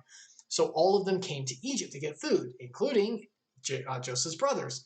Joseph's brothers came, he put them through trials about understanding what happened, and he finally revealed himself. They all cried together, he forgave them, and said, don't you worry, you come bring Dad back, I'm going to set all of you guys up here, don't worry about it. Jacob came back, they finally met, wonderful, amazing, like heartfelt reunion. Jacob, Israel, went before the Pharaoh, blessed the Pharaoh, not the other way around, blessed the Pharaoh because he's God's chosen man, about the patriarch, and was given a little area to settle in for him and his family, which he had. His family was not just the kids, like he had like grandchildren and everything, and they had like a lot of possessions because they were blessed by the Lord. So it was like a little establishment over there. So now we're going into the final chapters of Genesis. We are almost to the end. Joseph bringing the brothers in and all the nation of Israel, the family of Israel right now, which will be a nation, is now settling in Egypt. And this is setting the scene for Exodus, the next book, which I'm sure a lot of you have, maybe not all of you, maybe you've never heard of it before. And if you haven't, get ready, because the Lord's interventions in the world, divine intervention, most of it, a huge chunk of it's done in this coming up amount of stories. So just get ready because it's huge. The birth of Israel, the nation, is about to happen. But first, we're going to the final steps of the family of Israel being established. And finally, the setting being established with all of the nations around Egypt and in Egypt getting settled, with the nation of Israel getting settled as well as a family. So, Genesis 47, 13 through 28. Now, there was no food in all the land because the famine was so severe, so that the land of Egypt, I'll go ahead and use my mouse to show, and the land of Canaan languished by reason of the famine. They were like, the land of Canaan where Jacob came from, with the land that was given to them, were like, even Egypt, the other like parts of Egypt, and Canaan, the other land, was like, we're running out here. We got nothing left. And Joseph, once again, second in command, in charge of dispersing the food they had, gathered up all the money and was found in the land of Egypt and in the land of Canaan. He got it from everyone because they had to go to him in exchange for the grain that they bought. Here's the money, here's the grain. And Joseph brought the money to Pharaoh's house. When the money was all spent in the land of Egypt, land of Canaan, all the Egyptians came to Joseph and said, give us food. Why should we die before your hands? For our money's gone. So they spent, all of the nations around and in Israel, the people spent everything they had on the food. And it still wasn't enough because it's 7 years. So the government, like the Pharaoh's own stashes and everything that had been done the best of all time because Joseph was in charge of it and the Lord had blessed it, had still more left. They're the only one with any food. They're like, please give us food. We don't want to die. We're literally standing right here. Please give us food. We have no money. And Joseph answered, all right, we're going to do bartering. Give your livestock, and I will give you food in exchange for your livestock, and your money's gone. So they brought their donkeys and all the livestock they had, gave them food in exchange for horses, flocks, herds, and donkeys, everything they had. He supplied them with food in exchange for livestock that year. And when that year was ended, they came to the following year and said, we're out again. All the money's gone. All the money's spent. Herds, livestock, and my lords. You already have all of them. There's nothing left but our bodies and our land. Why should we die for your hands? Both we and our land. Buy our land for food, and we will give our land of servants to the Pharaoh. And give us seed that we may live and not die. So asking, like, we will go into servitude and slavery for the Pharaoh in order to make sure that we do not die. And you have the land too, which is huge, because that's land owning, as anyone knows, in America, it's huge. Because, oh my gosh, this stuff is expensive. So Joseph bought all the land of Egypt for Pharaoh, all the land that Pharaoh did not directly own, because yes, he's the king, but they have like private ownership. Government buyouts happening, government buyouts everywhere, which normally I'm against, but in this extreme situation, and because the Lord is behind Joseph, go fall for it. For all of Egyptians showed their fields because the famine was severe on them. The land became Pharaoh's. As for the people, he made servants of them, one end of Egypt to the other. Only the land of the priests did he not buy, for the priests had a fixed allowance from Pharaoh and lived on the allowance Pharaoh gave them. The priests of like Egyptian religion had their own, like, because they're, the church, spoiler, the church and state of ancient Egypt were the same. They were conjoined because the Pharaoh was thought to be a god. Although that's been shaken since Joseph came on and actually showed the real Lord. But the point is they're still joined, so they still have a little piece of land. And Joseph said to the people, behold, I have this day brought you and your land for Pharaoh. Now here is the seed, and you sow the land. At the harvest, you shall give a fifth to Pharaoh, a tithe, and 4/5 shall be your own, as seed for the field, and food for yourselves and household, and food for your little ones. And they said, you saved our lives, may it please our Lord, we be servants of Pharaoh. They're like, absolutely, you saved us, we're in. So Joseph made a statute concerning the land of Egypt that stands to this day, that Pharaoh, well, the day that this was written, the Lord, Holy Spirit worked through those who wrote the Bible, that Pharaoh should have the fifth, and the land of priests alone did not become Pharaoh's. But what about Israel? What about them? That was like for all the Egyptians in the area. They all like kind of were like put under the Pharaoh and all this stuff. What about Egypt? And what about Israel? Sorry. Israel also settled the land of Egypt and the land of Goshen. They had their own little section. The little section that they owned, land of Goshen, his family, the Israelites, which would become the Jews, gained that area. And they gained possession of it and were fruitful and multiplied greatly. They prospered because the Lord was with that family. So while all the other land of Egypt was kind of like faltering and having to have government buyouts, the Lord was with the family and they prospered and were able to stand on their own even within the land. Now, obviously, they owed Pharaoh for like even giving them the land as like a gift or like a thing. But Joseph's been working so well and he's part of his family, so Pharaoh's like, absolutely, you're the one who earned all this anyway. So this is like kind of like an interesting thing here for us, for anyone who lives in America or any kind of country. Keep in mind that the Lord blesses nations, not just Israel, but other nations who are under his name, to grow and greatly fruitful and multiply because of his love and mercy. It's not because of anything they do. The other lands around Goshen were like drying up and didn't have anything, had to sell everything they had. But Israel was able to gain possessions and fruitful and multiply and have their own stock because of the Lord's work with them, because he blessed them.